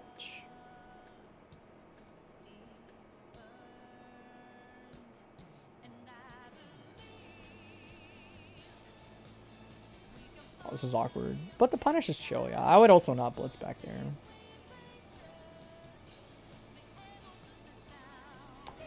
What's Espada been ending with mostly? Dolphin?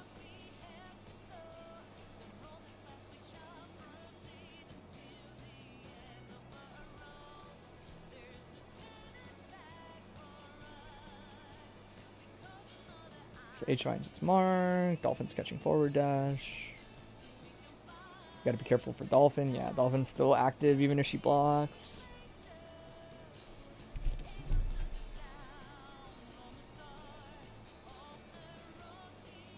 Oh, that's a lot of stun. For anybody that's not Slayer, that would have been a big deal. Nice catch.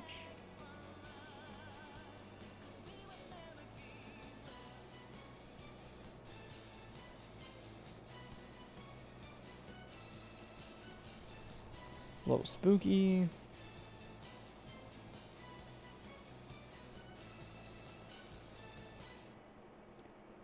Dolphin Oki in a mix. Yeah, May's hard to burst in that instance.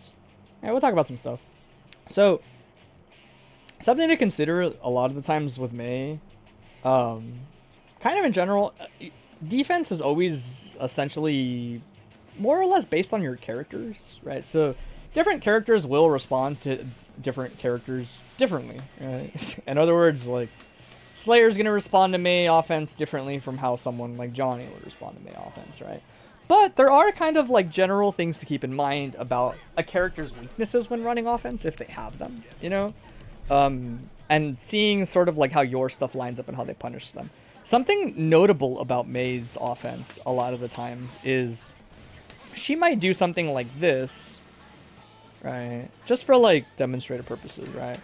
Something like this, and then she pushes herself out. And she's got a button like this, and it can be kind of annoying to like try to do stuff into her. So something important to note is like, let's say they do this and they mash S afterwards. If you forward dash, you'll almost certainly run into S, right? Forward dashing in general is probably not really the thing you want to do versus May too much, because she doesn't really have stuff that you're dashing through a lot of the times. Her strings tend to be pretty tight on the ground into like a Dolphin or special cancel. But even if she special cancels, let's say into like Dolphin, right? Which she probably wouldn't do that much, but let's say she does like this. And you dash forward. A lot of the times you wouldn't punish her anyway, right? And you kind of have to earn this respect. But again, like, let's say she sets and she just mashes like this.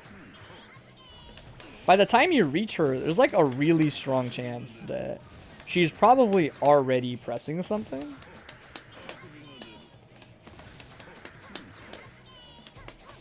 Just do that. Right? Then it's like, you could dash and throw set. A lot of the times, Mays aren't that greedy. I find, especially with the Espada specifically, you're mostly going to have to learn to deal with situations like this. And a lot of the times, in my opinion, it's just about gauging. I think Slayer actually has a pretty good IAD a lot of the times in spacings like this. To just, like, take your turn back, potentially, right? And it essentially turns into whether or not he's going to air you, right? The key thing to recognize here is that off of a string like this, Mei is minus, right? So, like, I have it still on my end with all the frame data. She's minus 4 here, right? It doesn't mean much because of the distance, but the point is, let's say you both pick something, you get yours first, right? Like, Mappa might be too slow, but we'll test a couple things just for, like, demonstrative purposes, because her far slash is pretty slow. So if, let's say, they're picking far slash, you'd be surprised. There are more things that would interrupt this than you might expect. K-Mappa might be too slow, let's see. No, see, K-Mappa's fast enough, right? Which starts to force them to use other stuff like this, which isn't quite as, like, big. 2D bullies a lot of grab options. As in May's 2D or your 2D?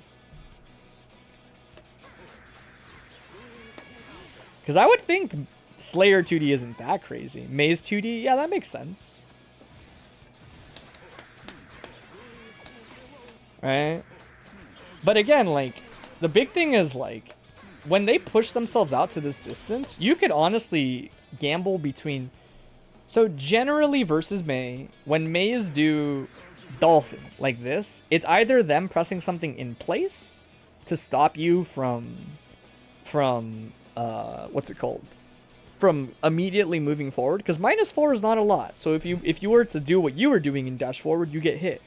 Or they catch you trying to jump, right? She can't really do both because she's minus, right? So, like, especially if she picks something like this and does that, if you jump, a lot of the times as a lot of characters, you'll just get it, right? Or it's like, you'll just get your jump, and then you could honestly, like, double jump and then just proceed to, like, the middle of the screen like this. At that point, Mei is a pretty slow character. A lot of the times, I would just take it as a win to get back to the middle of the screen, personally. Right? Because your thing was you don't want to be in the corner. So something like that, boom, you're back in the middle of the screen. You might block something in the middle of the screen, but man, is that better than blocking in the corner. Right? It's just one more block string and then you're chilling. Right? And the big thing is, like, let's say Mei does this. Right? And does, like, a jump forward JP, right? And you do jump forward JP. Right? You should win this interaction versus Mei. Her thing for stopping jumps a lot of the times is to wait and see them and then try to, like, air throw you. Like this. Right? But the idea is kind of like what I was saying earlier when I was talking with, during, like, Apollo session about understanding it's RPS, right? You won't always find options that are, yeah, just do that, and there's nothing they can do about it. But the point is you're forcing different responses, and you're starting to actually have a sort of back and forth type of vibe, right? Where now, if they're waiting for you to jump out, yeah, you can dash out probably now, if you wanted to, right? Because they're so explicitly waiting for jump out on stuff like this, that now you have the respect you wanted before, essentially, right? Yeah. The idea is that you had no idea how to do anything to force Mei to respect you before, right? You wanted the respect needed to get out and dash and throw, or dash and press a button.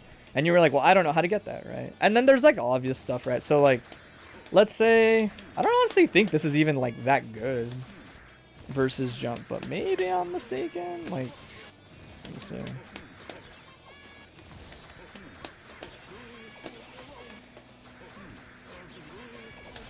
Yeah, like, a lot of the times just dash JP, like, you'll usually just be fine, even if they rip, like, immediate dolphin for whatever reason, right? You gotta get better at super jump or just IED. Well, that's the thing. You don't really need to... You don't need to do anything that crazy. I think if you IED, it's actually kind of spooky. a little bit, just because if you IAD at this range of Slayer and they're waiting for it, it's like perfect to get anti-aired. Even by Mei, if I had to guess. She might still be able to press like close slash here and get a trade or something, or 2H and get a trade, right? That the thing about situations like this is sometimes if you move all at once on an option like this, it's a really big commit, right? You're really low to the ground. You're exactly the distance where like you'd be susceptible to an anti-air. She's not that minus. That in some ways it's actually better. Like the super jump's cool. Something like this is cool, obviously, to like just get out and reset. But honestly, like dash forward JP here is very solid versus Mei with a lot of characters, not just Slayer. I do this a lot versus Mei's. Right, you do this, and sometimes you even back up into the corner to bait her responses, right? Like, what if she tries to air throw late, or etc., right? Or, like, she does something like this in place, right? The big thing is she's minus, and learning to interact with her in the right ways there is good, right? If they're pressing a button in place, a lot of the times, dash JP into double jump is, like, really, really solid. Because here's the thing. Here is Mei's grounded move speed. It's really slow. Even if Mei was to wait and then, like, let's say, try to chase me. Like this. This is a little awkward to set up, but this should be good. So let's say I do this. Right? Like, you can see she's, like, barely catching me as I'm landing, right? Like, you'll kind of just land into her doing more blocks, but you'll be in the middle of the screen. It's easier to escape. That's also assuming they weren't caught in the end lag of some option, right? Like, they didn't press a button as you were doing this, which means they have even less of a chance of catching it, right? So, yeah, jump out is, like, very solid here, honestly, at, like, getting away from her run speed. It's very slow. Let me see if I can get it. Unhold the input for a bit. Right? See how, like, she barely reaches you and Mei doesn't exactly have the best approach options. And this is quite literally if she starts running the moment I'm already here, which is, like, rarely the case, right? That jump JP here is very solid. If they become too conscious of it, right, and they start waiting, that is when you can do a little bit more forward dash, maybe even a little bit more 2H. But I think 2H is a little whack here on average. I don't think it's that great, honestly. Because even if you get the hit, if it's regular hit, it's nothing. If it's counter hit, it's nothing. It's like 2H is solid, but maybe not like that crazy. IAD is good if they're finally waiting for other stuff. If they're waiting for other stuff, then IAD I could see being good. And even like the classic, right? If you're really ready and like waiting, 6P should catch like quite a few things on the minus rooms. Most notably Dolphin, right?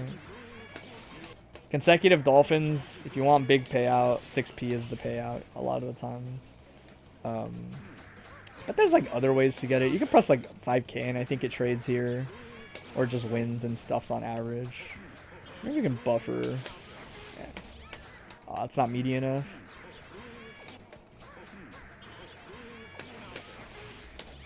Oh, that's like so close to being the right hit.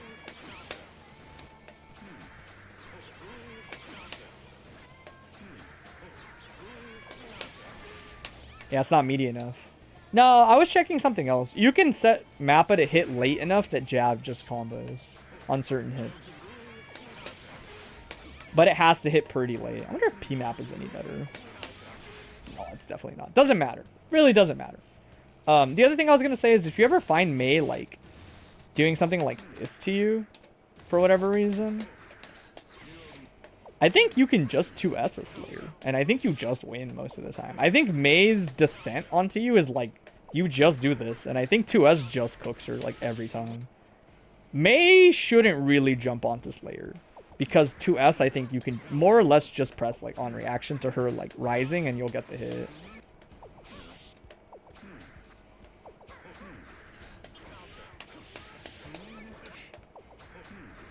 If you're crazy, obviously you get Dandy as an option. But my point is more like if she's ever just regular jumping versus you, 2S is pretty good. I would remember it more. There was like once or twice where Espada did reset you with like jumps like this. And you just kind of like block them. Where it's like, you just have to remember, you get to react like relatively late too. And there's not really much she can do to bait it. She can do like her funky little FTC and it might bait it, but Espada doesn't really do it. Most Mays don't really do it, if I'm being honest. I wouldn't really worry about it. Even the trade is good. Damn, it's crazy. Even the trade's good. And the idea is like, you honestly don't care if she did something like this. It wouldn't really change anything. If she like baited 2S, it wouldn't change anything like that. You were messing with it earlier since you could probably stuff Dolphin in some of her lows. What else is good? Yeah. But I would say post Dolphin, it's just understanding that. If you find that they're doing a lot of Dolphin set versus you like this, Dolphin set is not something that Mei should always get away with. You can absolutely like occasionally send it on K-Mappa. And you'll get the counter hit on their Dolphin set. Like that. That it's like, they shouldn't get to do that super frequently. Right? I don't know, honestly, if you can react to it. Maybe you can. That's like a thing I would have to like ask Dave if he feels like he reacts to it. But there are other options that it can get a little scary to always just be like, yeah, just react. But this is like a thing you want to keep in mind if Mays are always kind of like rampant with it. Is to do that. You could also be a little safer and probably just dash forward and throw.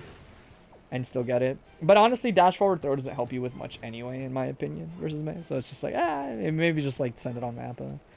As far as Oki goes, and certain other things, I think just you can't beat BDC jump. BDC jump, even if you block the Dolphin, is kind of okay because you just essentially do the Crocs and Socks. Which to me, there are a lot of situations where Crocs will do this and then still have to block.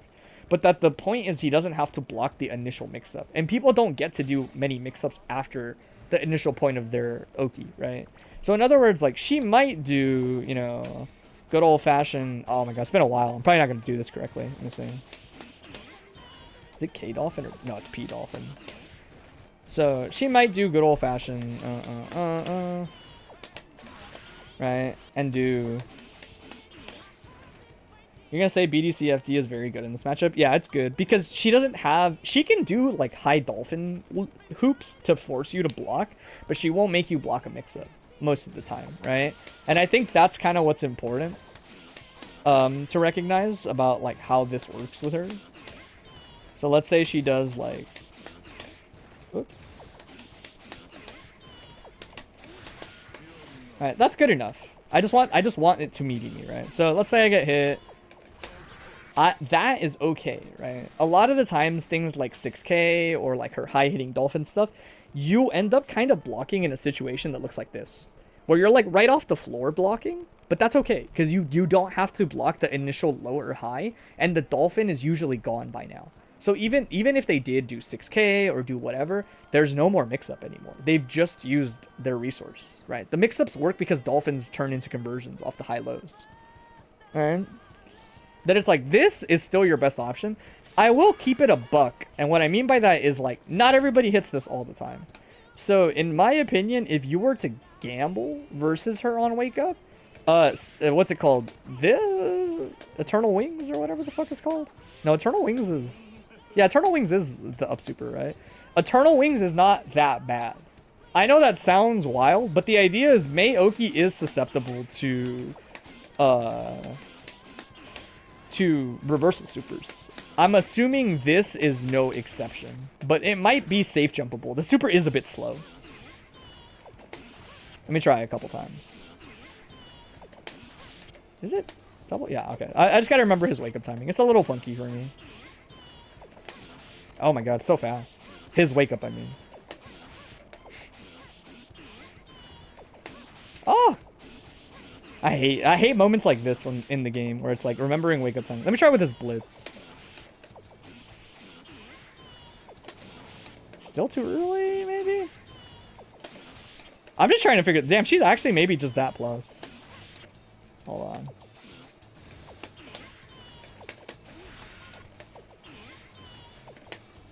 So, this super is like solid, I think. From my experience. But does that make sense? Like, normally I know this super is not a thing that a lot of people consider. especially because Slayer has like other options.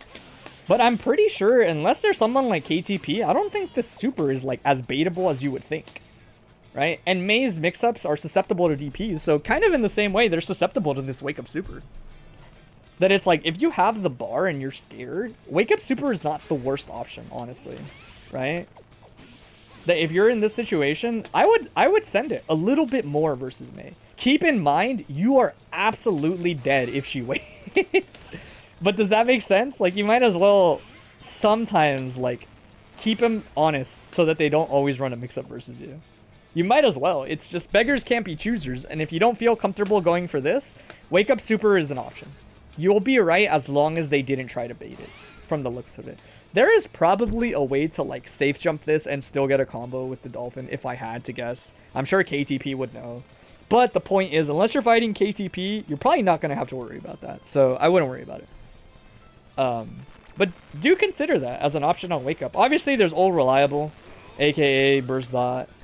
But just so you don't have to feel like you have to do, like, always Burst Dot, right? Oh my god, it's been a while. Right? That it's like, just keep that in mind. I think that's important to keep in mind. Other than that, FTC jump is the best. I don't really think it's worth picking anything else versus her. The Dolphin is going to generally be active enough that you don't want to pick anything else. I will also give some side advice. Versus Mei players in general, let's say you're doing something like this, prioritize meatying them. Like, just meaty the Mei players. I wouldn't worry about Helter, I wouldn't worry about anything. Just make sure when you get hits like this is hitting meaty. In other words, if I set the CPU to do this, and this isn't hitting meaty, I gotta work on that. If I'm getting a straight sweep, like this, and I can't hit this meaty time, I gotta work on that shit. Right, and that includes, like, let's say you get... Right, so let's say you get a hit like this, which you were getting. You, even if it's not, like, proper Oki, right, you have to have it a little more locked in. Because, I kid you not, there were, like, 3 moments where Espada checked you. Just by holding up. Just by holding up. Like, you can tell with how fast he was doing it, he was holding up. And, like, even at the cost of not doing a mix-up, let's say you got a hit like this. Just walk up and press meaty close slash. I'm not even fucking with you. Like, you should have enough time, really, on like, a straight air hit like this. Let's do like this. Like, even that is good enough. Because you at least need to force the Mei player to represent backdash and do other things. Right before, because if they're just holding up to get out, like, bro, they should not get to do that. Right, and it's like, to be fair, it's easier said than done. Like, until you kind of practice some of these timings, it's a little funky. Like, you won't always, like, see, like, sometimes you'll be a little early. Like, I was early there. Right, but does that make sense? Like, I noticed you do a lot of situations where I wasn't sure if you were scared of blitz or whiner or whatever it was, but there's something to be said about, like, expected value, in the sense that, like, you already worked to get your hit, man. You can't just always be scared of a like, insert option, even if it's obvious. Like, if I walk up and do close slash, or what if they backdash? It's like, that's okay, man. You just kind of have to live that life, and then next time you'll do dash through and you'll do close slash like that. If they're only backdashing in the corner, you believe the answer is with up, P Dandy up. I'm not sure what you mean. You have to first make them backdash, yeah. Again, because she has a really good backdash, right? But you got a lot of this, is what you got, and you didn't just did it meaty. Honestly, if you had meaty with close slash or a low, you would have cooked. You got this hit a lot. You got spaced out counter hit like this. But you weren't ready to convert this hit. Alright. It's like, you really just gotta, like, internalize that. And versus everybody, honestly, not just her. It's good to internalize versus everybody. Because, see, that's not meaty. That's, like, that's just not meaty at all. You can tell with, like, how early she got up, that's not meaty, right? So, like, see how she's already awake and I haven't even started under pressure, that it's like, if she holds up, she might just get out. It might not even catch her jumping anymore, right?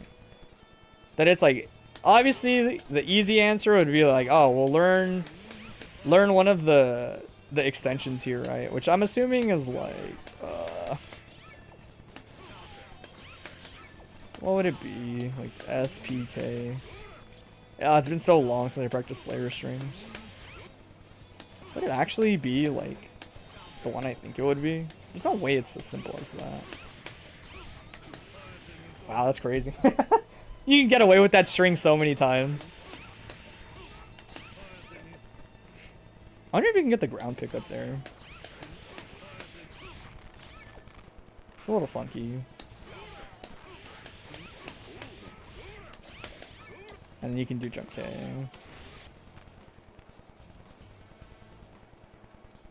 You do SHD?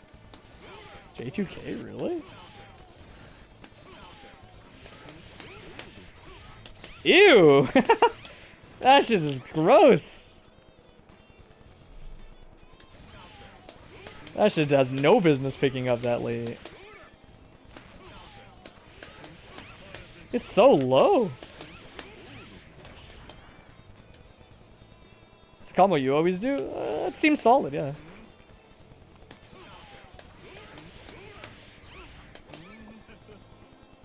K, double jump, SHD. Damn, you can get all that, huh? You can do close slash bar slash after the pickup. I usually just do the one, because I don't want them to get too much height.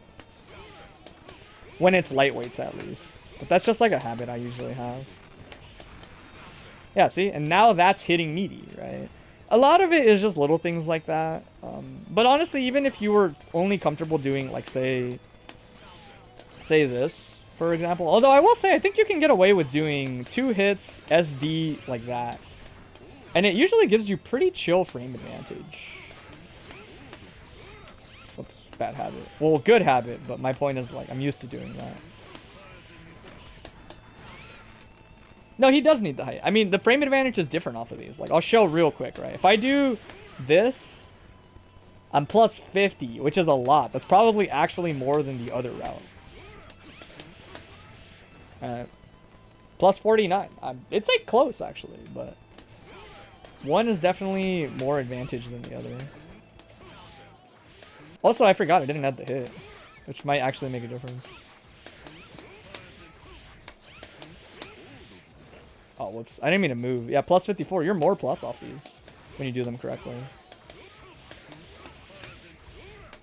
Which, like, eventually this is a big deal for Slayer. Like, you actually really want to know how to get, like, as much frame advantage as possible. Yeah, 54. You're a solid 4 frames more plus.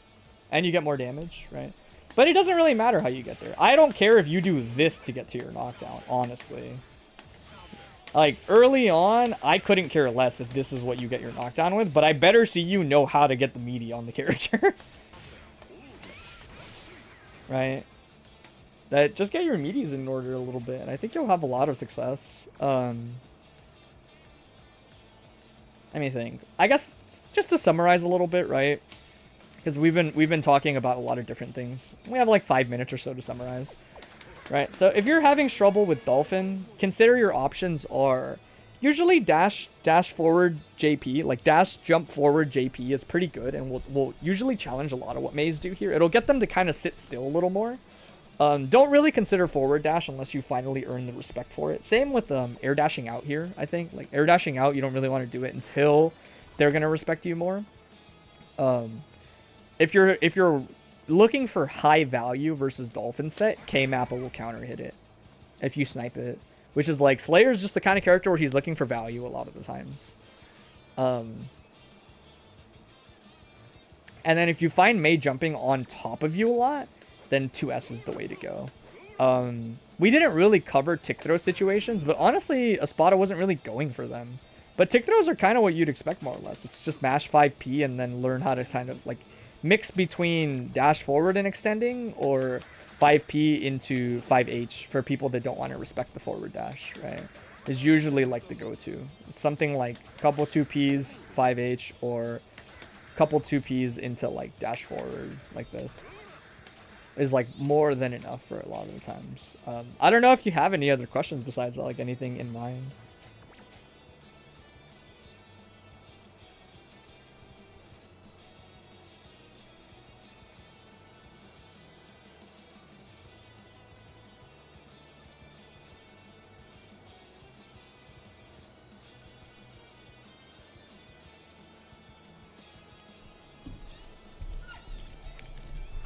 I would say in terms of answering your questions is pretty good. Not really. You covered some of the other stuff like meaties. Just gonna ask if there are other things I noticed about the set. Yeah, I thought the meaties were probably like the biggest thing. It was kind of hard to give too much, like, I couldn't criticize your pressure because you weren't getting it a lot. You ended up playing a lot of neutral with Mei because she kept escaping a lot of your offense. Just to begin with, like you never really had a turn a lot of the times. Espada did a lot of Mei things, right? But you didn't get a chance to really do many Slayer things. Yeah. I would say the big takeaway is try to change, if you feel the need to dash forward, substitute that with dash jump forward. Like dash for like a frame or two so you get the speed of it, and then forward jump. If you were thinking to yourself, I should do forward dash here, substitute that option until it stops working is like the most straightforward way to start, for sure. And then honestly, I was really surprised, but I mean, I would just keep rocking that shit. You got a lot of 2D counter hits, honestly. I was very surprised. You got a lot of 2D counter hits, bro. Like, bet. That's a good hit to get. That's like a really good starter to get for him. Because once you get better at these combos, you do 30%. Like, you do 30% meterless as Slayer. That's a big deal. You build probably about a quarter of a bar doing this combo, if I had to guess.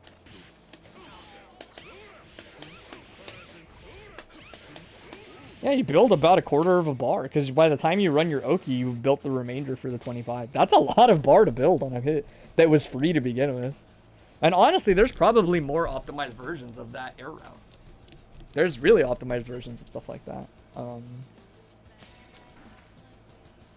The 2Ds, surprisingly, they were kind of making money for you. I can't even hate. I usually find that option is like more trouble than it's worth. That shit was cooking. There it is. I knew you could get an extension still. That's what the extension is.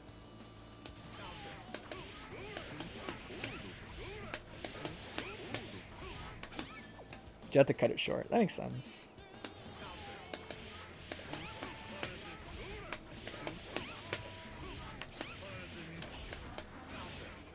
Is that more damage though, or is that less damage?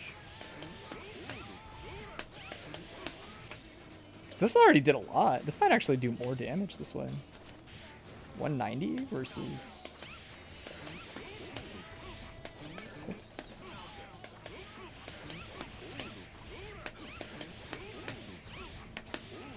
Oh no, that does more. 197. Cool.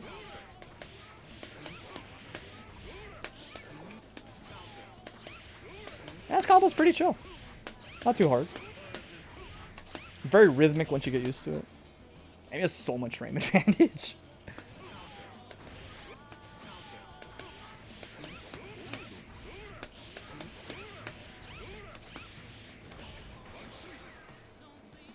Alright.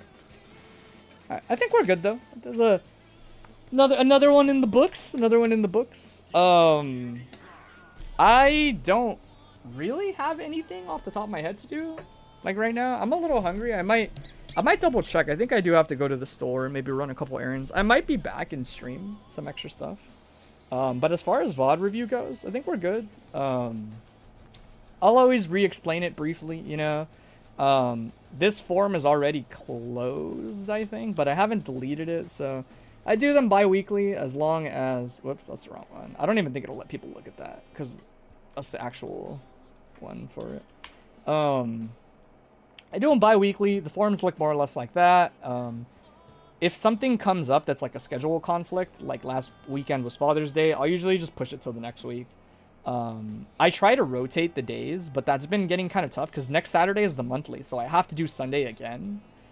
And then the Saturday after that's Gold Burst, or not Gold Burst, Cali Burst. So I think I'm kind of getting soft locked into like Sundays a couple times in a row, but I try to rotate them. I'm gonna see if maybe like delaying it 1 week eventually will set it back on track.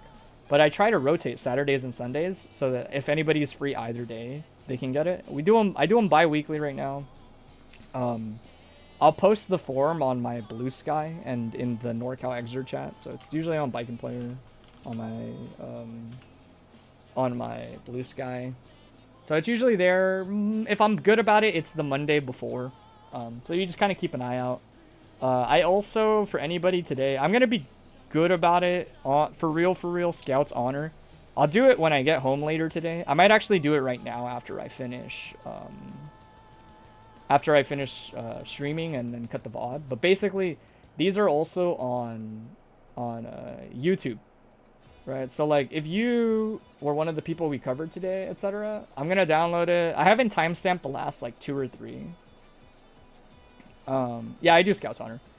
It's like my favorite thing to say. But they're on YouTube, right? So obviously I think most people find their notes written down. But if you don't, they're just on the same YouTube channel, like the High for Sliced Bread like YouTube channel. I just like throw them on here. It's easier. This one isn't yet, but the other ones have timestamps for them. So you can always revisit them. I put them on YouTube because ad block is whack on Twitch, so it's hard to get around. But they are also on there. I'm gonna, as soon as this one's over, I'll probably upload the most recent one. That way they exist for reference. But yeah, I'm gonna cut the VOD here just so it's not unnecessarily long. I might be back later, but